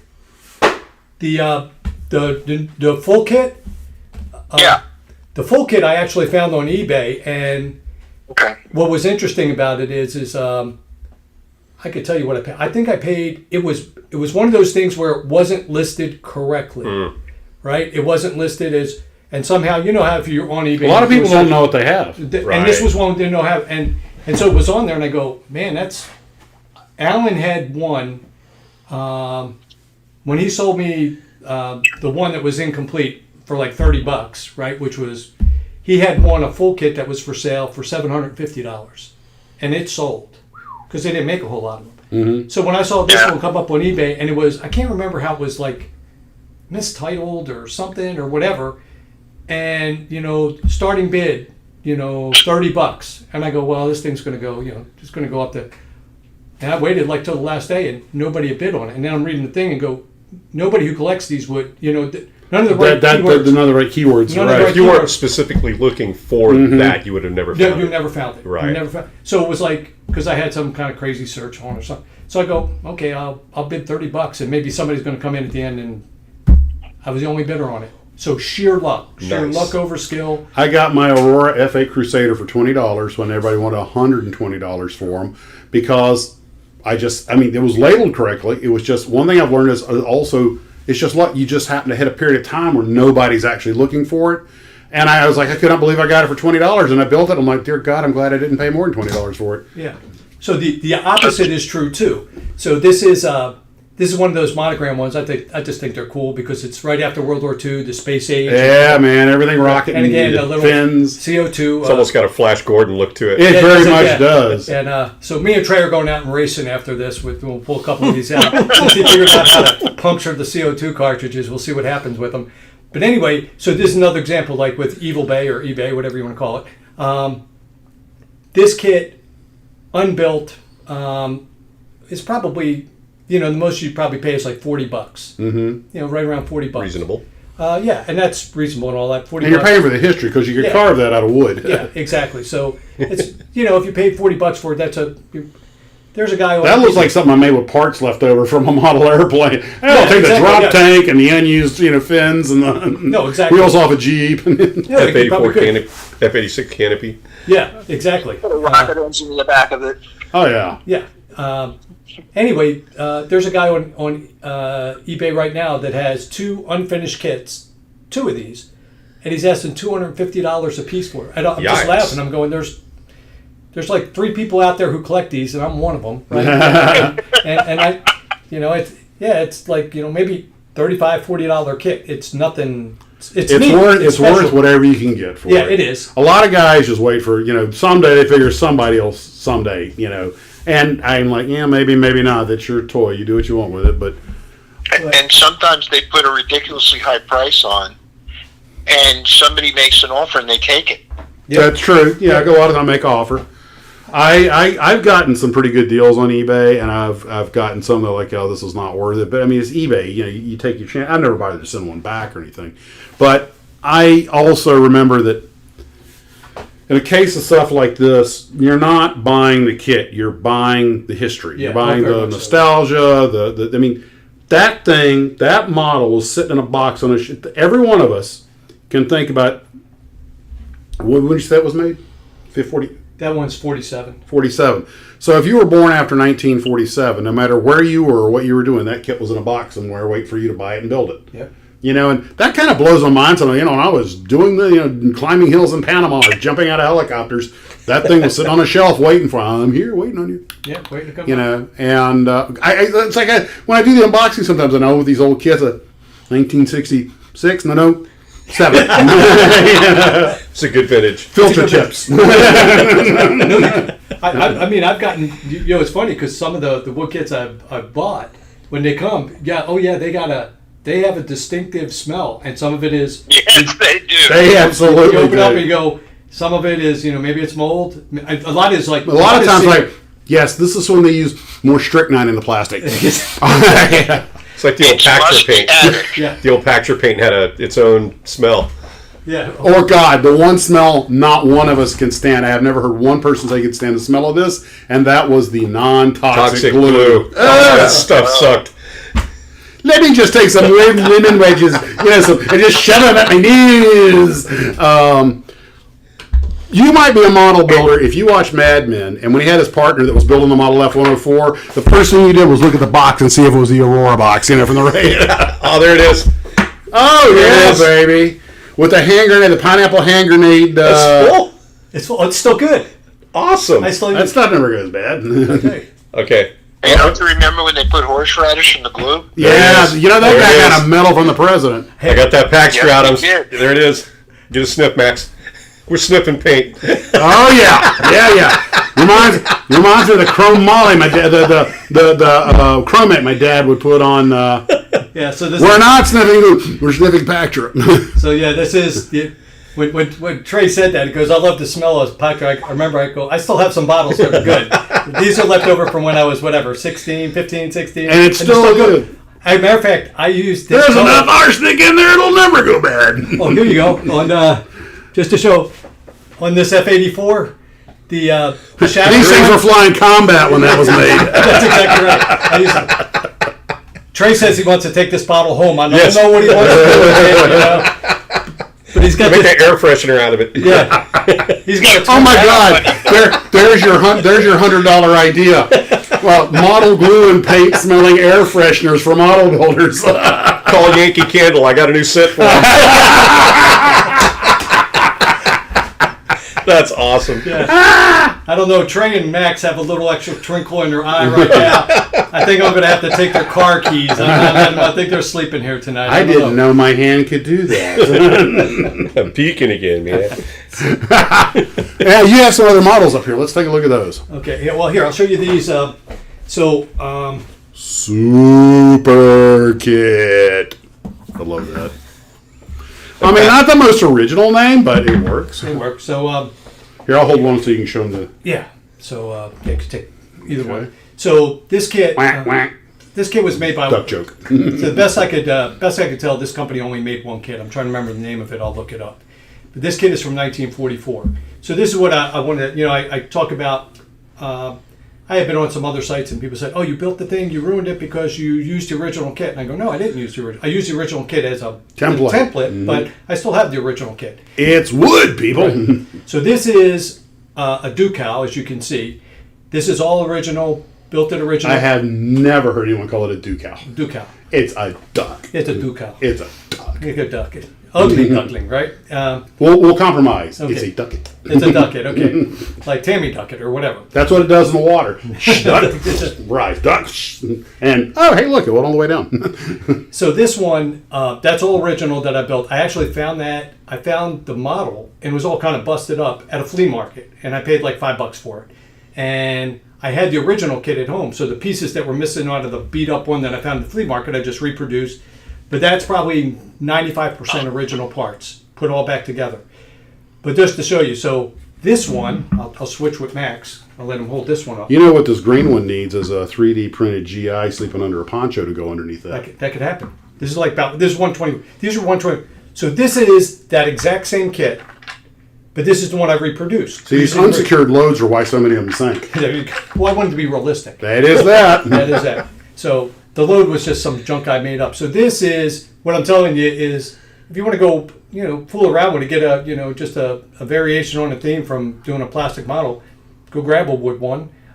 This one, again, I used the original model that I still have, the 1944 kit. I'm reproduced the wheels. You could buy these at Hobby Lobby. They're wooden wheels, right? I was going to ask you, are these buttons or something that you glued together, or they're wheels? They're wheels. You could, in a Hobby Lobby section, I get a lot of my wood. I swear to God, about 30 seconds where you said that, I had a thought. We should have a viewer's build where you got to build, like, you have to find it at Hobby Lobby or Michael's in the craft section and build something, anything made out of the crap you find it, like at no kits allowed. Oh, you can find all kinds of stuff. So we're not doing kit bashing, we're doing kit creation. Recreation, yeah. So this is, like, the wheels came from Hobby Lobby. There are you can get all different size wheels and some of the other stuff. Now, a lot of stuff is, but, the bass wood I buy there in sheets if I don't go to, me and Trey know Graves. We got a pretty good RC shop in town, Graves. Doesn't smell like a bass. That Pactra paint really got to you, didn't it? It really. That's the good stuff, well aged, smooth. But you can see they're pretty. You can reproduce it essentially exactly, and I still have the original. Is my forehead growing? But if you wanted to, if you wanted to build a platoon of these, you could, because you got, again, you take the wooden part and it's all flat balsa and wood, and you got the instruction, just put it together. This is a 5-ton truck or 2.5-ton truck? 2.5. The deuce and a half with the float skirts on it. Yeah. And I remember watching a documentary on these, and they were talking about they lost a bunch of them because when the mulberries got destroyed after Normandy, they started just bringing stuff to shore on these. But no one had ever practiced open ocean loading them, and they were constantly overloading them and rolling them over. But they said this thing, you cannot overestimate the importance of this vehicle. Oh, it was, there, and in the Pacific too. They would take it. Iwo Jima, they were taking some of the stuff right up to the guys. Yep, right where the shooting was. Yeah. I think it was, I want to say Eisenhower said the 5 most important platforms we had in World War II were the Jeep, the 2.5-ton truck, the Duck, the C-47, and the Liberty ship. Liberty ship, yeah. That would be. I might have that list wrong, but he was like, here's the thing. Somebody asked me one time, it's World War II, and you're in the American Air Force, but you only get to have one airplane, C-47. Okay, why? Okay, first off, I don't care how good your stuff is, if you can't get to the battlefield, it's useless. Secondly, it can be used as a bomber. You can't. Today, if somebody said Max to modern day, you can only have one airplane in your C-130. Yeah, that airplane can do it. They got Hellfire missiles in C-130s out knocking out tanks with them. Yeah. The airplane. C-130 gunship. Yeah. I'm like. Spooky. And they're like, well, you don't have fighters. So let's be honest, with modern missilery.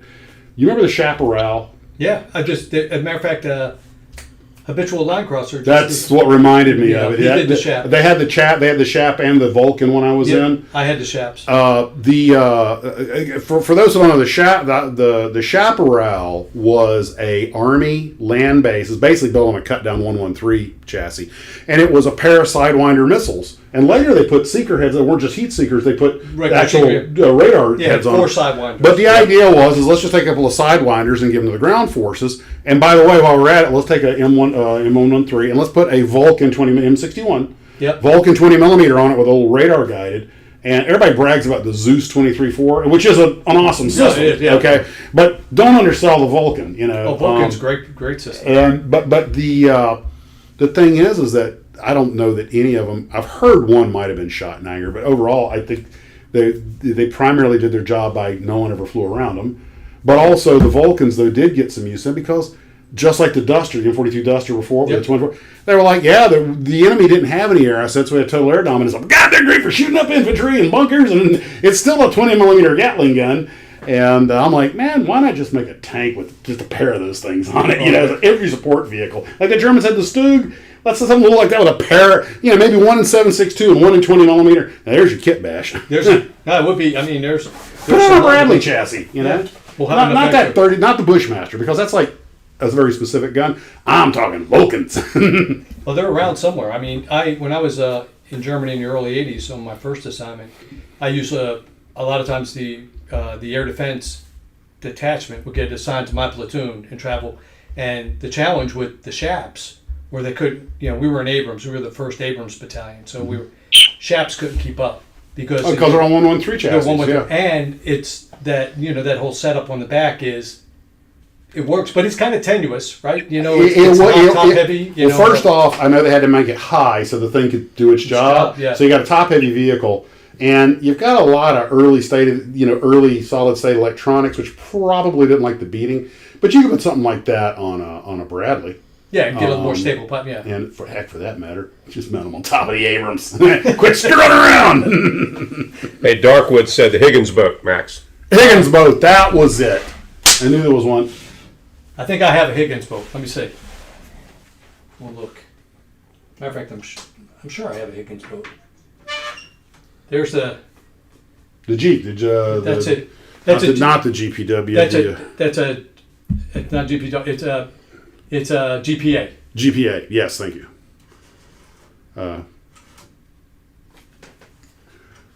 Yeah, this is the thing. This vehicle ruined Indiana Jones for me forever.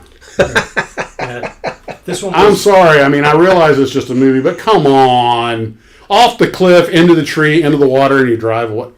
The whole sword fight with the monkeys. I was like, guys, really? They're reaching. Oh, there's the Higgins boat. So this is. I'll look on the bottom of it. So there's. You're right. There's the Higgins boat, and it works. Like the thing and the plywood one. Well, actually, and this one. Let me look on the bottom. I usually mark them. Yeah, mark them on the bottom. So this one was. This was made by Maxsmodels Industries, and this was a wartime kit build. And this was, I want to say that this was probably 1944 when this, and this is I have the original kit. This is a reproduction that I made so I could keep the original kit. You know, I'm just thinking, we all saw a Private Ryan what happens when that steel door comes down. Why couldn't they just make it where the GIs just took the steel door with them? Yeah, so that was interesting. You're right. Higgins boat was a big deal, and they modeled it for kids during the war. You know, all the populars. They knew there was a Cold War coming after this was over. They were militarizing the kids early. Yeah, there you go. But which is such an effort with little boys. Yeah. And that's about. I found these somewhere. Those are probably polymer plastics. No plastic. Yeah, these are. But it's a rough order. It's probably like 1/32 scale. A little bit bigger than 1/35. The whole thing about that I didn't stop to think about wooden kits is how easy they are to reproduce. Yeah, I look at it. It's I could sit there and stand on a piece of wood for an hour and be, I don't know, I just find it calming or whatever. And when you're building a plastic model, you're doing the same thing, right? Doing gap filling, sanding, priming. It's all the same with the wood.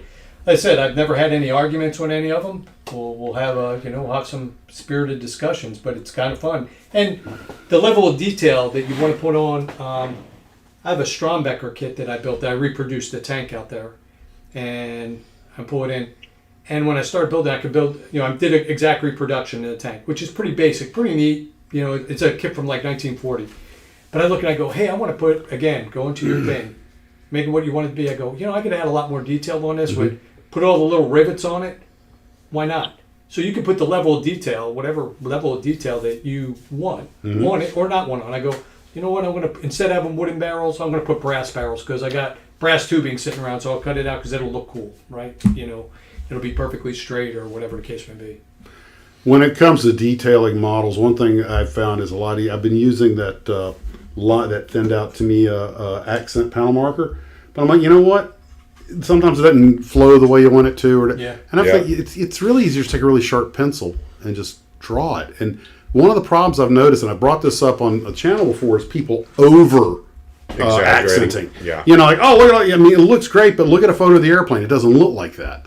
Okay. Whereas with my F-106 and F-102, I just used a number 2 pencil with a really fine point and drew those things in. And from a distance, you don't even notice them. But when you get close, they're very subtle. It looks right. You know, and the thing with pencil is, that's it. You know, you can put some clear coat over it, but there's no drying or anything else. Right. Yeah. As a matter of fact, when you look at this, I did the same thing. The panel lines that I drew on that, that's with it's just an alcohol pen. Mm-hmm. That's perfect. The fine point, I use those, fine point from Hobby Lobby, right? And it's perfect. You put it on there and it's good. The one thing that I learned though is if you use the alcohol pen, which does a really nice job, do not, if you spray any kind of gloss coat over top or whatever, it'll bleed. It'll bleed. You gotta really, So that's the last thing you do. Yeah, put it over top of your dull coat, before do the last thing and leave it that way. You're not going to seal it. It'll dry and be sealed, but I kind of learned that the hard way a while back. Put it on. Now I got to repaint, reshoot the bottom, and redraw the lines. But that works. Yeah, I'm kind of like right there with you. It's easy. Again, But I know people are having fun doing the weathering and everything. And what haze is like, you get your little Tamiya weathering kit, you're putting your rust and your soot, and you get back and I can hardly see it. And you keep going, and finally, like, oh crap, I overdid it. How do I get it off? But it's a that's the challenge using the pastel sometimes. Once you hit it with the dull coat, they go away. they go away. Quite drastically, actually. So, and the thing is, you got to put a coat over, or you can't touch it because they will come off on your finger. Yeah. But models are made to be looked at, so maybe it's not the end of the world. I see some of these guys that do these old weathered cars. Oh, they're beautiful. And they're absolutely. I mean, God, I drove something like that to school. I'm in the process of working on those airliners. I don't want them to have the new airplane look to them. So what I'm going to do is completely do the fuselages by themselves as standalone units, and then I'll put the wings and everything on when the wings are done as standalone units and made them together. Because if I tried it, I'm doing a lot of taping and stuff I don't really need to do because the airliner wings, the way they go in, because they fit, and I'm like, it doesn't matter if there's a little gap there because it's going to be on a stick on a shelf. And I wind up running around. You wind up running around in circles to make this perfect scene that you never really get to appreciate. Yeah, that's true. I mean, it depends on what you're building a model for. If I'm going to, these are 1960s vintage kits. So the DC-8 it's got the inset windows. I'm literally going in with the fine marker and just blackening in the windows because it's so easy to do. Like, you get this far away and it looks fine, right? Yeah. And I'm like, I actually tried dropping the panel marker in there, and it worked, except that it went to the edges and left a pale spot in the middle, which I think almost looks like reflection. No, quit, Yeah. quit. It would make it work though. Yeah. But you could just drop a little black paint in there and let it spread. Sure. But of course, that's like the last thing you do. And if you really want to be slick, when it's all done, it's hardened, you pour in pewter floor wax. Yeah, and then you have like the window look. The thing is I want to do the fuselage completely by itself and just get it nice. Then do the wings by themselves. All I have to do is slide them in. And if I decide, okay, that seam's unacceptable, great. I putty that seam and clean up that wire and tape off the rest of the airplane. One of the things I have done, and I did it with the little Air Commander that I have in front of the painting. Picture. Is I knew that once those windows go in, because they're very poor fit. I mean, it was a cheap Comet mold. This is like a 69-cent kit. And I was like, if I try to tape that off, it's just, I'm going to pull the window out or something. Window's coming out with the tape. So what I did was I sanded the airplane down. I had not mated the halves. Okay.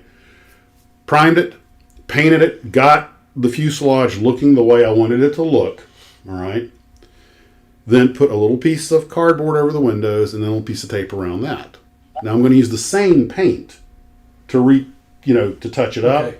So now I have that window area painted and protected. The windows are in. Oh, I see what you're saying. Okay. Yeah. So now I can put the halves together, put the windshield, and the windshield will secure. I already painted up the interior in light gray, and I could put it together, sand, do whatever, and then get the seams all gone, and then hit it with the spray paint. But when you peel the tail, it matches what's in. It did leave a tiny little ridge, but you got to get like this close to see it. But it worked, and then I've learned. I'm starting to do the windows first, and then cover it up, and then work around that because God, taping on an airliner, taping off every Oh, freaking yeah, window. Yeah. That's pain. That's one of the reasons I haven't finished those Douglas World Cruisers. It seemed like such a good idea to rig 4 172nd scale biplanes until I got about a third of the way through, like, oh my God. So there's 2 words right there: rigging and 1/72nd scale. It's no, done. Yeah. no. No. But I will get it done. And The 1/32nd scale Gothas were bad enough. I couldn't even imagine trying that 1/72nd scale. somebody sent me some gas patch turnbuckles. So I did the pin vise and glued them. That was me. Was this you? Yeah, I sent those to you. And they worked. I mean, the problem was I was threading them, but once I was like, man, they really look good. So I put them on the front struts where you could see them, but I ran out, and I was kind of like, screw it, I'm not. Dab with white glue, a little paint, good enough. It's in the bag. Of course, when me and Trey go over, we're of course going to point that out. Of course. But What's the deal here? What's the deal here? That's kinda... The issue really is if you're used to building a certain kind of kit, cars, planes, boats, there's certain techniques that apply to each one. And when you go from one to the other, you have to use the different techniques that you may not be familiar with. That's what makes it a little more difficult when you switch subjects. Yeah. I would love another Diet Dr. Pepper. Would be great. We're sending Fran on a Diet Dr. Pepper run. Oh, by the way, Ken, if you're still here, there's the chassis. We really got to vac form a body for this or something. You know, my buddy down the street wants that does in 3D printing. He says the same thing. Matter of fact, 3D. There's a couple of parts that were missing on this, really small parts in the transmission, and he 3D printed them for me. Oh, Really small stuff. Oh, great. And if anybody, I have a bunch of extra parts for the chassis, and I have another complete engine that I'm not. Ken, I know you were talking about it a while back. I'll still hold them for you if you want to, come up. I got probably, I don't know, maybe a third of the chassis parts, and I got a whole nother V8 engine, except for one piece, like a base plate or something like that, because I was collecting parts. This was my holy grail plastic. We always talk about, would you pay a bunch of money? Well, I paid a bunch of money for my holy grail. Now, I didn't pay a whole bunch because this is a compilation of collecting parts over 3 years from a variety. I found some at the flea market and all that, which is why I have a bunch of extra parts. But is that engine the one with the electric motor that makes the spark plugs fire? Yep. Yeah, I think it's. Matter of fact, while I'm getting the things, I'll bring some batteries. I'll bring some batteries out. I got to get some batteries out of the Steve, garage. what is it, a slant 6 you wanted or something? Or I have a slant 6, yeah. But Yeah, that was another great eBay find. if we were to blow a plastic body for this, I'd say paint the far half of it and leave the front half clear. Yeah, you can do that. Put it on a Is rotisserie that, and is that V8 engine the one with the electric motor and the spark plugs? Yeah, Yes. he's going. The control box is right here. He's going to. Oh, okay. He's getting some batteries now. Can you bring it closer to the camera? Actually, what I have to do is take the camera closer to it. They had to bring the camera to it. Okay, whatever works. All right. Nope, he's working on it now. That was Some of the other one of stuff my up here. favorite models from when I was a little kid. I learned so much about how a car works from that kit. Are these? You need a kit like that of a boat, Ken, so you can learn how a boat works. Oh! Kid anymore. I got a real. Hey, if Daddy's around, have her yank that dagger out of Ken's back. Actually, I'm sitting on the boat right now. No. Touché. Yeah, we're at the mooring ball. We're not going out today, and it's pretty windy out here, so we're getting bounced around a little bit, even in the mooring. It's windy, Ken. You're in a sailboat. I kind of thought that was the idea. Oops, sorry. Not in here, not at night. Stand by technical I bet difficulties. you're getting seasick. What kind of batteries are these? D batteries, just D batteries. I've never seen. I'm the kit holding with this as motor still in as I before, so This is can. really interesting. Point the camera. Yeah, That'll okay, make down. you seasick. Much better, Mac. Let's see. I haven't run the context on here for a while. Let's see. Okay. Do you have it in neutral? Are you going to put it in gear, or can you do So that's that? it running, and then You can run it without the spark plugs, and then There it goes. I heard it. of course you could shift it into gear. Do you have it up on a stand so the wheels will turn without going anywhere? Yeah, Ken, it's the I was about to ask. yeah, it's the stand that came with the actually it comes with a stand. Actually, it looks like a jack stand under each of the back wheels. There you go. That looks great. Yeah. Oh, that is so cool! That is amazing. Do you have to push the clutch in to shift the gears? You can. I shifted. If it's running, you have to push the clutch in, and it was really cool. I was reading some articles on it, and if you put rougher grade sandpaper, because the clutch plate is sandpaper, a little thing, so you put rougher grade sandpaper on there. But if you tried to, like I just put it in the first gear there, just to show you that it runs. But if we were running in first gear and I wanted to shift to second, it has a clutch pedal, and you have to depress the clutch right there. I don't know if you could see that, Max. Let me. That's awesome. That really is. About as far Oh, as that this. is so cool! There you go. So if you look here, How's that? here's the clutch, and it'll actually move the pressure plate. You can't see in there. That's amazing. Move the pressure plate out, then you would shift gears. Go down to second, go over to third, back to and it's got reverse. The brake, it has a brake cylinder there. I didn't put water in it, but you can put water in it, and it'll operate one brake back there hydraulically. Actually, push the shoes out. So if you Boy, see that, somebody put a lot of thought into making this. oh yeah, and then of course it steers. That's Yeah. obvious. It's just a worm gear, but you can see all that. But I'm kind of like Ken. I learned a whole lot about cars, and I still work on cars all the time from stuff like this. But this was my holy grail kit. So Yeah, I totally understand. It'd be really cool is if you could put some servos on there, and just drive it around using radio control. That would be so awesome. yeah, to tell you the truth, Ken, it probably wouldn't be That hard. it wouldn't be that hard because you just really need it's a worm gear there, so it'd be a servo for the steering wheel, right? And it does. Servos for the pedals. That's Yeah. it. Yeah, the other one would just be turning the motor on and off. It would. That steering wheel looks like it came out of a Ford.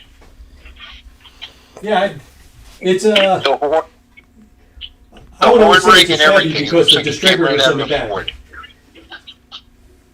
Needs a Mustang body. Yeah, This is supposed to be a Chevrolet, right?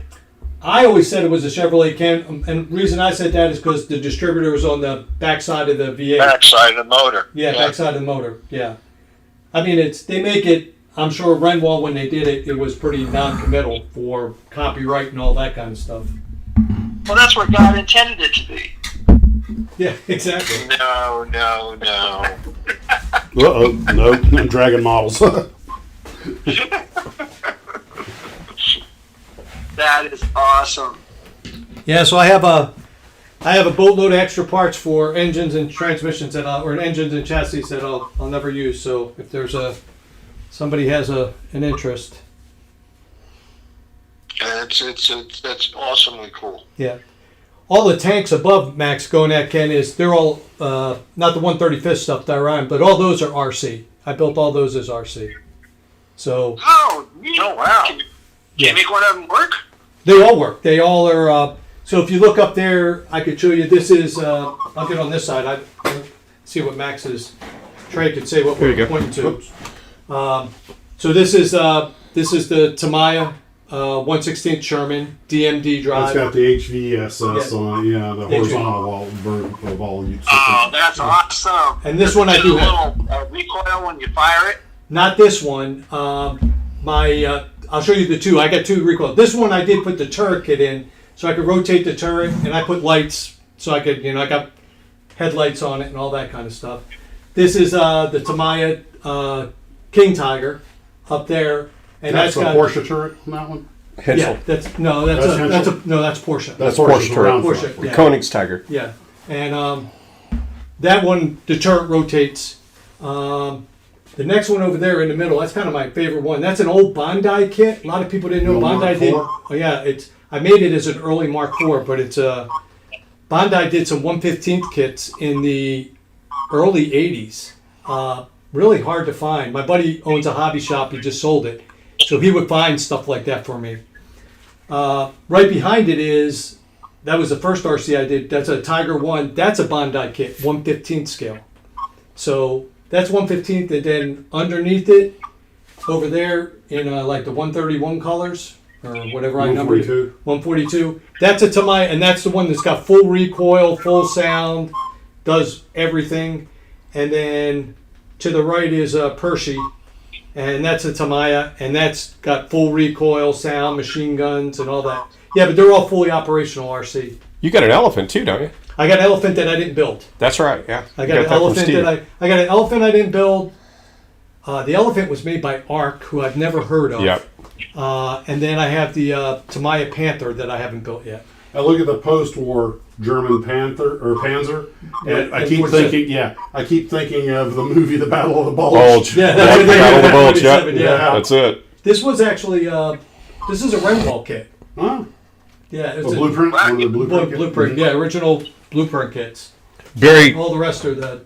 Steinlich wants to know, is that Hitler in a dress next to the tank? Oh, that's close. This is interesting.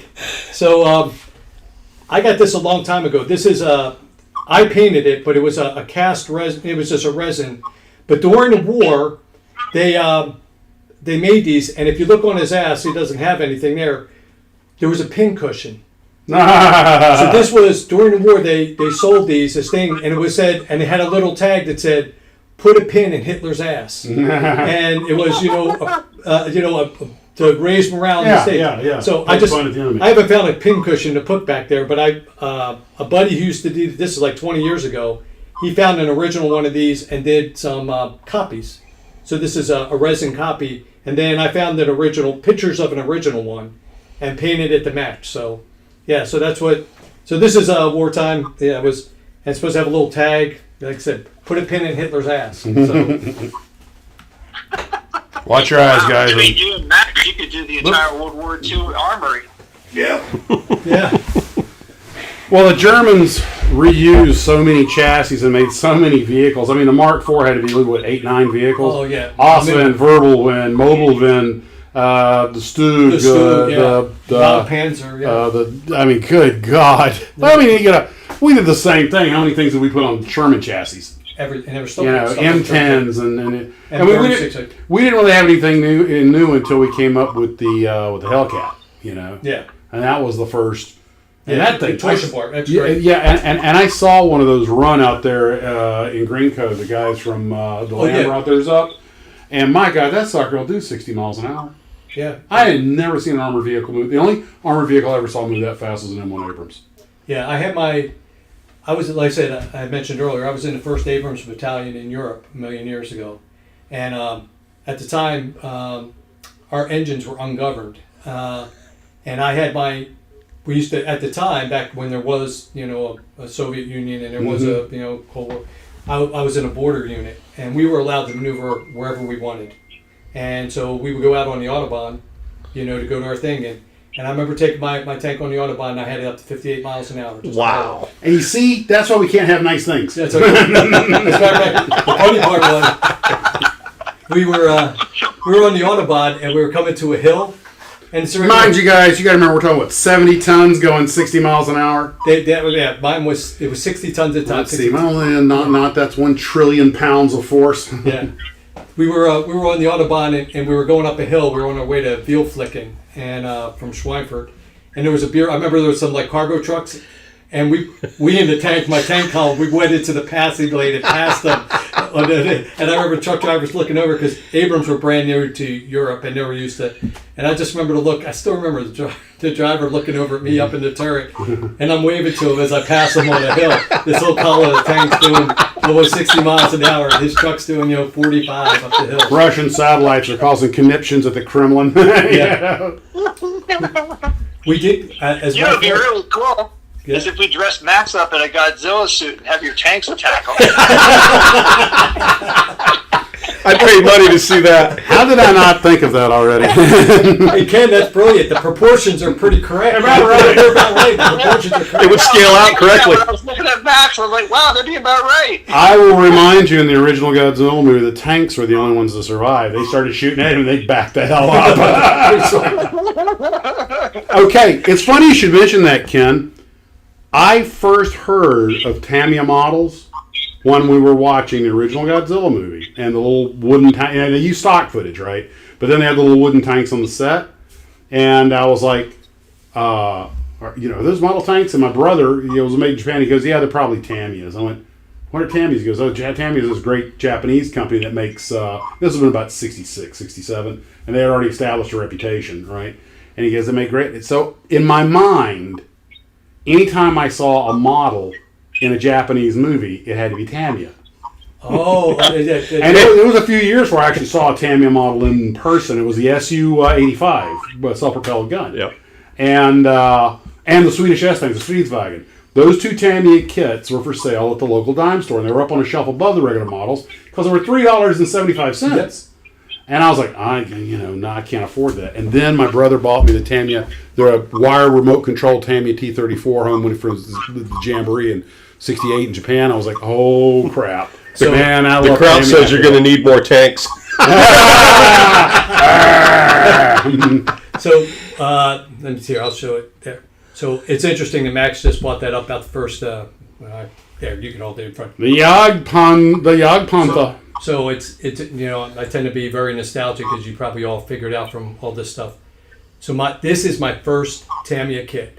Wow. And my dad, it was the remote control wire one, right? It had the wires and it had the little, and my dad bought it for me at Quaker City. Steve, I don't know if you remember back when we were kids, there was Quaker City Hobby Shop that was in downtown Philly. It was like the primo hobby shop. And my dad took me up there, I think it was my birthday or something, and that was an expensive kit. And he bought it for me. And I rushed home because I wanted to play with it. And I built it real quick and, played with it and chased the dog around with it and all. And then, fell into disrepair. And then a couple of years ago, and it's still motorized. I put a motor in it.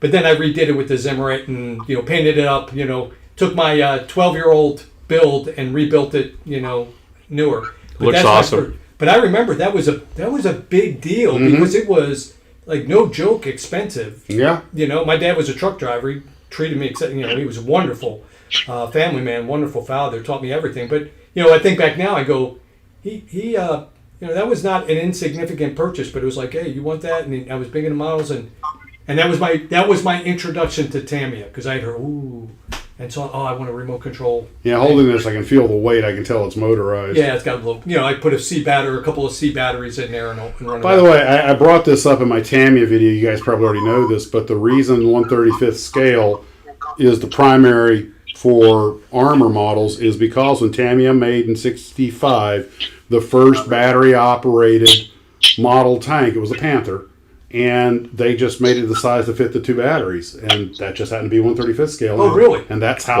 that's how we got 1/35th scale.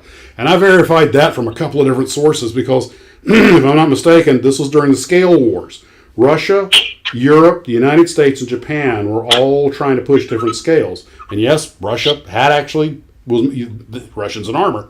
I think the Russians wanted 1/40. You wanted 1/40. The U.S. wanted 1/32.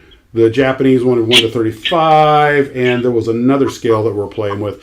But since Tamiya models were gaining so much traction, and they made the first motorized one at 1/35 because it just won in dominance. And first to market. But right? but I've confirmed that from about 2 or 3 different sources, if I'm not mistaken, that that's how 1/35th, because the U.S. was 1/32 centric, and Russia was 1/40. Yeah, because that diorama right there, that's the monogram Sherman and the monogram, which are on 1/32nd scale. But I've got 1/35th Tamiya soldiers because you can't hardly people are different sizes. Tanks aren't, but people are. And now they're starting to do the 1/35th scale aircraft kits. Yes. And are they really? Yes. Yeah. Now, don't get me wrong. The difference between a 1/32nd scale and 1/35th scale, people 1/35th armor with 1/32nd aircraft, it's going to look fine. Especially if you use just a hint of force perspective. But you don't even need to. But you look at two Shermans 35/32nd, it's a little different. Well, it's like those two Tigers up there. The Tamiya one's 1/16th, the Bandai one's 1/15th. Mm-hmm. Looking, they're right on top, so it's easy to make the comparison. It's nominal. You won't be able to tell. If I didn't tell you that, you'd say they're. I wouldn't have picked up on it if you hadn't said anything about it. So. Yeah, the human has a little trouble with scale. What the human eye is Go excellent. get you some. Oh, thank you. What the human eye is excellent at picking up is when something's out of place, like a hatch open or something. Hey Trey, here's a different flavor of pop tray that you could stuff. Yeah. Hand it over. But There's also a few Tamiya airplane kits that were in 150 scale. The Pete, and they tried their 1/100 series for a couple of years. the Pete and the KI-84, if I remember. I'm not sure how that happened. Because I've got both of those in the stash, and I've got. And you can put a 148. No one's going to notice it. I compared the 148 Glass in here, or do you? I don't know. I'll find it. and the 150. No, I put it on the sink. Okay. They're almost indistinguishable. I've got both Yeah, kits. oh, yeah. I've compared them. It's very minimal. One thing that surprised me was the F1M Pete, the Mitsubishi Pete biplane. Yes, I've got that one as well. I was surprised at just how bloody effective that airplane was. Yeah, it was a a good aircraft. 200-mile-an-hour airplane. Yeah, I mean And for a it had- biplane with it floats had- hanging off of it, that's pretty impressive. and not only that though, it had the Japanese Pete biplane had I'll scratch that out. I need that. Oops. earthquake, Florida-quake, swamp-quake.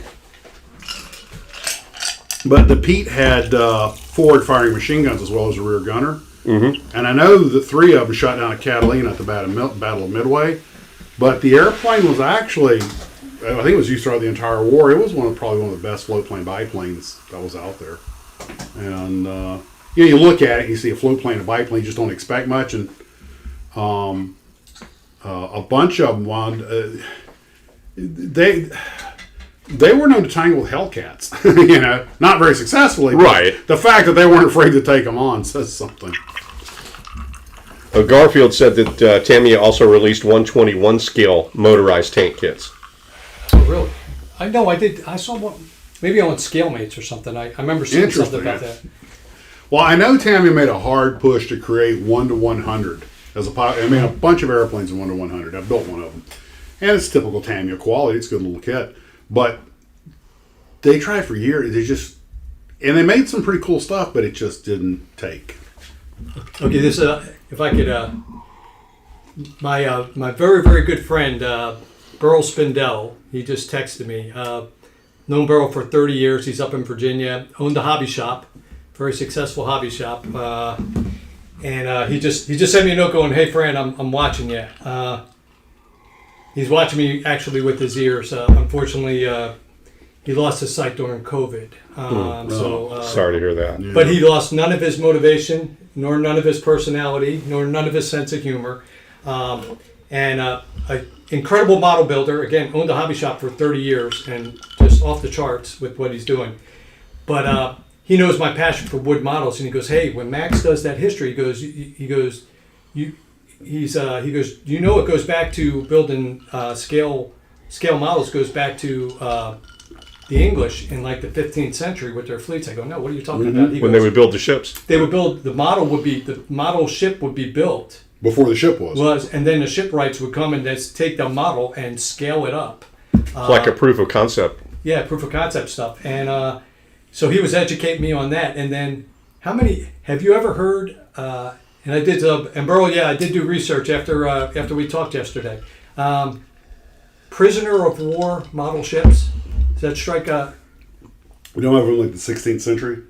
Yeah, it's The like... ones that were made out of bone. Yeah, exactly right. I know. And do you know how much that thing cost back then? Like 1,700? 200 pounds. That was, the average person made like 2 pounds a month. Wow. Yeah, he... It took years to make them, and they had working pulleys and everything. Yeah, he said, he was telling me before he was a hobby shop owner, again, very successful hobby shop up in Northern Virginia, Warrenton, Belvoir, and all that. He was an antiques dealer, and he said he goes, "Fran, this was 40 years ago. He saw two of them come in to the shop, and this is 40 years ago, and they were going for 30 grand. Oh, I'm surprised that's all it was. Yeah, 40 years. And he said he got to see them up close, and they were all made out. What it was, for those who weren't familiar, it's really fascinating. You can go out and find it. It was Frenchmen who were captured by the British during, the Brits and the French, always battle for the seas. Well, the Germans, there was no Germany back then. No so Germany, they had the to, Prussians or whatever. The French prisoners were imprisoned basically on prison ships, which were demasted ships that sat in the harbor and The everything. USS Constitution was a prison ship for a while. Oh, was it really? I wasn't aware of that. Yeah, no, I'm sorry. It was a barrack ship. It was a Barrack ship. but it was demasted. Demasted, yeah. And so what these French prisoners started doing, just to while away their time, they'd take the bones out of the beef they were eating, and they'd carve them and started making these ship models. And the, for lack of a better term, the bourgeoisie of England saw these, and they would come and, Burrow was telling me, they'd come and bribe the guards and say, hey, let Trey build this ship for me. I'm going to pay Trey, and I'm going to pay you off. You're the guard. Mm-hmm. So that, and he said, most of them were like maybe 6, 8, at the max 10 inches long. Some of them, he said he saw one where it had a string at the back. And think of these, it's all made out of, I've looked at pictures of them, they're all made out of bone frame. The one that I saw that was 200 pounds was about 3 feet long. Oh, so it was these much are all. bigger. These are all. Okay. And you pull the string at the back. He said you pull the string at the back, and the sides would drop down and the cannons would roll out. I forget what the doors are that behind the gun. Like like on a 24 gun or something. You pull a string out and the sides would go out. And he says, and they were going for like. I go, wow! I didn't realize our hobby went back to. I thought I was good going back to 1939. Man, it kind of I'm a goes back to the novice. caveman. They found etchings of animals, carved out of wood that go back a couple of thousand years. And supposedly the pharaohs and stuff had smiths that would make things in miniature like their chariots and stuff. Depending on who you want to believe, but a lot of stuff's still in the sarcophaguses, I guess. But people have always had a fascination with life in miniature. Oh yeah. And, we think of kit models as a box of styrene, but the idea of modeling goes back, it's not as old as cave paintings, but probably not much younger. Yeah, I was just fascinated, and like I said, it made kind of perfect sense. Is building the scale model of the ship that was essentially that was the blueprints. That was the blueprint. He was telling me a story, and I will get the details wrong because I can't recall. Burl, I apologize, but he said there was one, basically a naval raid. The Dutch raided an English port and overwhelmed the Brits, sea battle, and the one Brit officer was commended because he saved 2 of the wooden ship models. He grabbed them and saved them from the Dutch. That the Dutch wanted to capture them because the Brits were working on the next generation of warship. And they would have had their... They would have the If you remember Masters Wow. and Commanders, where the sailor Master- brings up the model that he made because it's Yankee built. He brings up the model I of the forgot about Acheron, and he goes, and the captain looks and goes, what a strange, what a wondrous modern world we live in. There was a ship here in Florida called the Rattlesnake that was eventually captured by the British, but it could do, I think, 14 knots in the age of sail. It was the fastest ship out there. They couldn't catch it. And they actually made a replica of it, but it was not maintained and fell apart and had to be destroyed. But the Rattlesnake, I think the Brits finally captured it, at birth or something. But even the shipwrights who made it didn't realize they had just sort of stumbled on to the perfect hydrodynamic shape for the hull. Right. And, of course, once the Brits got a close look at it, they started making all their ships like, hey, we got a winner here. Right. And that may be what led to the Clippers. Because the Clippers were called Clippers for a reason. Yeah, because they're fast. But you look at them, they're very long and very slender. When you think back then, there was no... It all had to be trial and error. You had to do it with models. There was no CAD CAM that you could sit in there and say, hey, change the hull or slim it down here or something. Hey, before we forget, the thing I always remind you of is to let everybody know what the upcoming group builds are. Oh my gosh, I have them on my PC at home. I do not have them on this computer. Oh, okay. But I do know that I think the Vietnam build is that the next one? I think that's... And then if I remember correctly. the movie scenes follow that, I think. I've got like 7 Vietnam kits on the desk. I finished the T-28. The A4, which, by the way, that A4 is a horrible kit.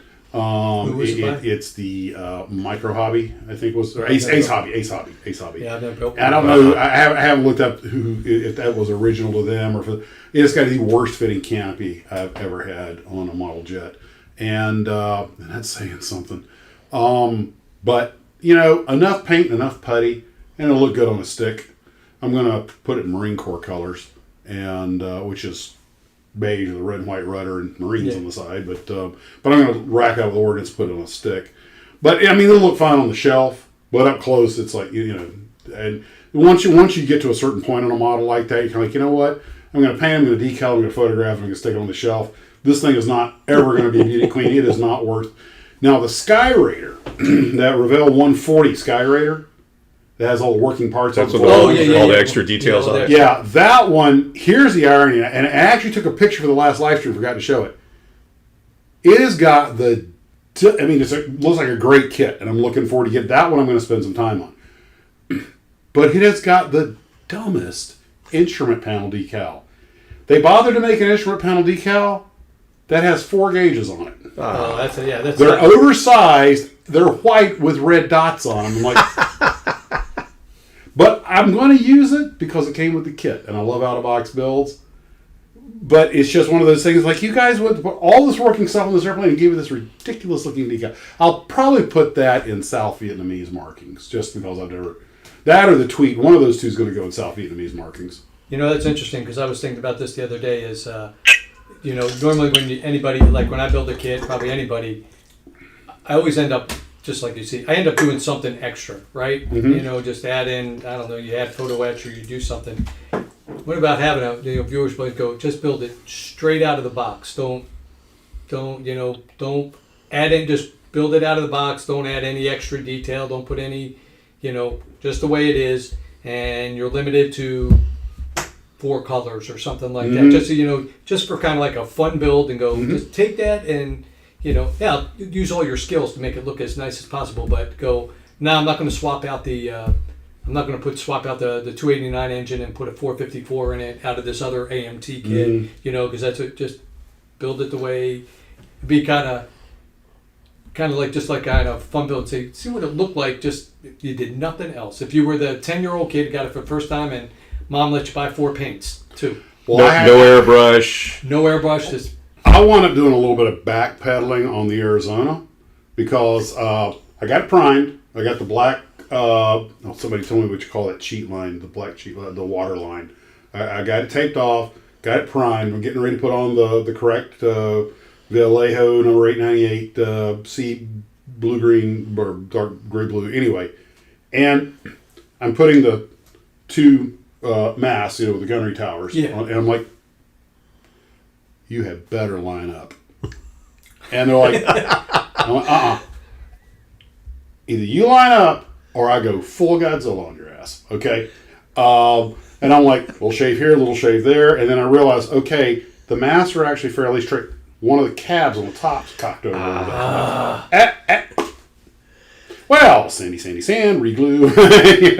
But I'm like, you're going to be straight before I... And I went through the trouble to do all the photo etch, boat hoists and airplane cranes and all that, which is so much fun. The only thing I got left of the photo etch is the catapult for one of the planes. The underneath the gunnery towers are some supports and some of the antennas, and that doesn't look, famous last words. That looks pretty straightforward. Then gonna blast the whole thing in white, tape it off, then do the bottom part in gray, and then do the ship in gray, and then I'll put the wooden decking on there. Now, this photo etch kit does come with the very complex gun ports for the 5-inch guns, and they're small and they're really complicated. And I'm like, but the model has the ones, and I'm like, this is where the detail starts to get, for me, I'm better off just not, because I'll never get that to look right. And at least the oversized plastic ones are symmetrical.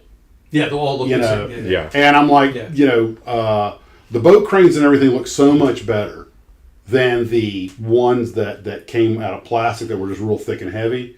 And I'm willing to do it and everything, and the catapults. But these things, you're hardly going to see them. They're going to be a nightmare to do. And it's just, It's not a museum piece. Exactly. Have you caught the guy doing the 1/200 scale Akagi? Has the photo etch under carrying the trolley crane under the deck? that Really? you fold into. Yeah, it's amazing. I don't know what this guy I gets. think His, that might qualify as a pathology. yeah, where this guy gets his patience from, but it's incredible. Well, for those of you who haven't seen Trey's latest videos on Trey's models, I watched your P38 one the other day, and that wonderful. I mean, you got to teach me your painting techniques because they were outstanding. But that was kind of along the lines because you just built that straight out of the box Correct. and spent. You should talk about how you did the paint on that because that was just. Well, it's just trying to find a way to break up black. And anybody that's painted black knows how hard that was going to be. And my thought was if I used a blue pearl underneath it and just barely put down a top layer of black on it, that it would break it up enough. It didn't really work out like I wanted it to, but it was a fun experiment. Yeah. What happened with your Pink Panther? The Zimmerman you were working on. I finished it. Yeah, Okay. yeah, Yeah, I finished it. It was. I won't do that again. That's all. Night shift. Oh, I was trying to duplicate what he had done on his channel, and I didn't even get close. Yeah. But it's fine for what it was, and now I know better. Yeah, that was like on that Yog Panther up there. I was going to ask you about that. You know what that is? What? It's mesh. It's a screen from my porch. Get out. That's perfect. Because I was looking at it, goes, what do you... If your Zimmerman doesn't look right, what you do is you build two little figures, one kneeling and one standing, and you put some of the Zimmerman in the hand of the one kneeling, and you put the other one standing, and you title it, Hans, did you read the instructions? One of the things you can get away with, though, and I tell people this is sort of a gag, but it's also kind of true. If you ever it's wrong, just put a camera crew in front of it. I remember you were saying that. Yeah. Movies are so inaccurate. You just stick a camera crew. Yeah, That's they're shooting a budget film. Well, guys, it's going on 9:00. So I know you're following the chat screen. How many people do we have watching right now? 134. Oh, that's great. That's a good show. Yeah, that's a good show. Good turnout. And we didn't even get to everything here. I mean, you got so much stuff in here. This room's cool. Yeah, that B-26 should look familiar to you. Yeah. I've already explained why everything's frosted over. I was trying to stop the green. It's on its way back from Midway, right? That's right. One or two that made it, and none of them ever flew again. 4 B-26s. You know what? It still really irks me. Which is what led me to do that whole 8-part series. Oh, it's a great series. Irked me that there was so much that went on, and don't get me wrong, I'm not taking anything away from the carrier pilots who sank the ships. That was the crux. But there was so much that went on in that battle that was never addressed. And I remember reading I read 7 or 8 books to put that video together. And Anthony Tully and Jonathan Parshall's book, Shattered Sword, being the main reference. They actually had the Kodashoshu on there, which is a Japanese word. The Kodashoshu is like a logbook, okay? But it's kept on the aircraft. So what a Kodashoshu shows is the tail number of every zero that flew and how much ammunition was used in its mission. Or if it didn't come back. And he says there's all this debate about how many planes who shot down or how many the Japanese lost. He goes, and no one bothered to just read the Kodashoshu, which was taken in real time. Zero number AI325 came back. We reloaded 329 rounds of 7.7 ammunition and 60 rounds of 20 millimeter cannon ammunition. Aircraft had 3 bullet holes. I mean, it was flown by Petty Officer, Tanaga. And they're like, it's all right there. And so they got Japanese people who could read this technical Japanese to decipher for them. And it turns out, the American dive bombers did shoot down a couple of zeros, and because they didn't come back from that and this other stuff, and this guy, and it gave them much more accurate. And when the ships were sinking, they were saving all the records, So, really? They were very orderly about it. It was not a panicked evacuation. All the Japanese carriers were evacuated in a very orderly fashion. I didn't know and, that. They just found the Kagi or something. I was watching and that. In fact, it was a Kagi was the one where the admiral and the captain both had themselves lashed to it. They went down with the ship. Yeah. Voluntarily. I mean, they refused to. We've lost the Emperor's ship. We deserve to die. But the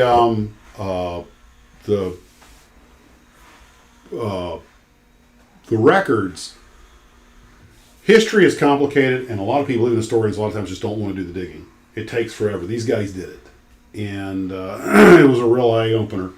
But my God, a lot of these guys, Gay said after the Williamson Gay, who was the sole survivor of Torpedo Squadron 8, said off of the Hornet. You got to remember the 6 TBFs that took off out of Midway were from Torpedo Squadron 8 also. Yeah. They just hadn't gotten it. They didn't get it to ship. But Gay said that you understand when we took off to drop our torpedo on the Japanese, that was the first time I'd flown with a live torpedo. I didn't know that, really. Those guys had never fired a live torpedo. I didn't know that. A lot of them had never even carried one before. Wow. And I've said it before, I'll say it again. One of the things that really teased me off about the movie Midway, which could have been so much better so easily, and I know being modelers and stuff, we get lost in the technical edition, wrong markings, yeah, there's CGI for God's sakes. You can make the right airplane and give it the correct markings. Yep. It takes about 5 minutes. Take that extra minute to make it right. Exactly. Well, the director thought that this had, I want to shoot your director. Chop him in little pieces and feed him fish, Well, flyboys with the radial engines instead of the rotary engines. Yeah. Well, that you just aren't a lot of Obersouls and gnome rotaries laying around. But the same thing in the Blue Max, And even I noticed that as a kid because my dad was an airplane mechanic. He told me about the rotary engine. Yeah, and I see Stockel pull up in the triplane, and I'm kind of like, that engine's not turning. By the way, one thing then the other. Remind me about the Fokker D7s from the Blue Max. So the thing is that they have the Devastators. There were 3 torpedo squadrons flying Devastators, and they only deal with Lindsay's. I get it; it's a long movie. They're trying to compress, but they've got them carrying 500-pound bombs and torpedoes. Yeah, First off, the Devastator didn't have wing. It did have wing racks for these little 100-pounder. It did not have racks for 500-pounders. And secondly, that thing would have gone off the bow and into the water, right in the water, lugging an extra ton or a half ton. And you watch them take off. There's footage of them take off, and they're like, God, crawling off it. And they had one reason that they went last was they needed the full deck run. Also, one thing you can tell is if you see the footage of the Devastators taking off and you see the twin 30s, I'm talking about the actual archival footage, that is Torpedo Squadron 8. They were the only ones to have twin 30s. Have the twins. And that was because Waldron had gone out of his way to get Dauntless gun mounts put in his airplanes because he knew how undergunned they were. I didn't know that. Waldron, had he not been killed, would have been an admiral. He was part Cherokee Indian. Yeah, I knew that. And I don't think he was an academy guy or anything, but he was. He wasn't a ring knocker. No, and he was the guy that had he'd hustle his men out on the deck, run PT, do exercises, calisthenics. He was highly motivated. Held classes. He was a very professional officer, and he very aggressive also. But he went out of his way to get the extra gun mounts and do what he could for his people because he had no illusions about what was going on. And according to the book, he was so excited about getting the double ring mounts that when he got them from the supply guy, he left his very expensive capeskin gloves behind and went back to get them. Yeah. And I'm sure some little swabby went, ooh, free gloves. What drives a lot of people up the wall is that Stanhope Cotton Ring, who was the CHAG, the carrier, Commander Hornet Air Group. Yeah. I don't like to speak ill of the dead. I mean, the guy did become a 3-star admiral, but apparently he was a bit of a martinet. Oh, really? Oh, yeah. They said he'd been a naval attaché in England and had picked up the habit of carrying from the British of having a riding crop. Oh, geez. They said he looked like he came right out of Central Casting. Always had a pressed uniform and everything, but was a mediocre pilot and navigator, and one who was very much a yes man. And when Mitcher, you have to understand that the Catalinas only spotted 2 of the carriers, and the Japanese normally broke their carrier divisions into 2 groups about 50 miles apart. So they made the normal assumption the other group must be about 50 miles behind. Just basically guesswork. So you got to remember, Hornets group never dropped a bomb on the first day. No, yeah. And the Flight to Nowhere. Flight to Nowhere. Yep. And Waldron was just fit to be tied. And he was, screw this. We're going where I know where the Japs are. And he was right. But they'd lost their fighter escort by that point. And because the fighter escort, actually, what had turned out to happen was, because 2 of the carriers were together in a task force and 1 was away. And their fighter cover followed the wrong group of torpedo plates. So Waldron was just out there by himself.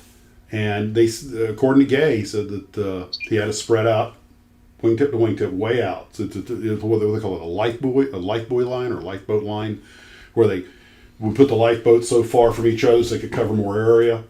And he did that with the planes. He'd get them, quarter mile from each other, where the guy on this end probably couldn't see the guy on that end, but they could see each other, and that way they could scan more ocean. And they said every time we looked over there, and Gay was in the rear because he was a navigation officer, so he had to be able to operate his whiz wheel, so he couldn't be in the formation.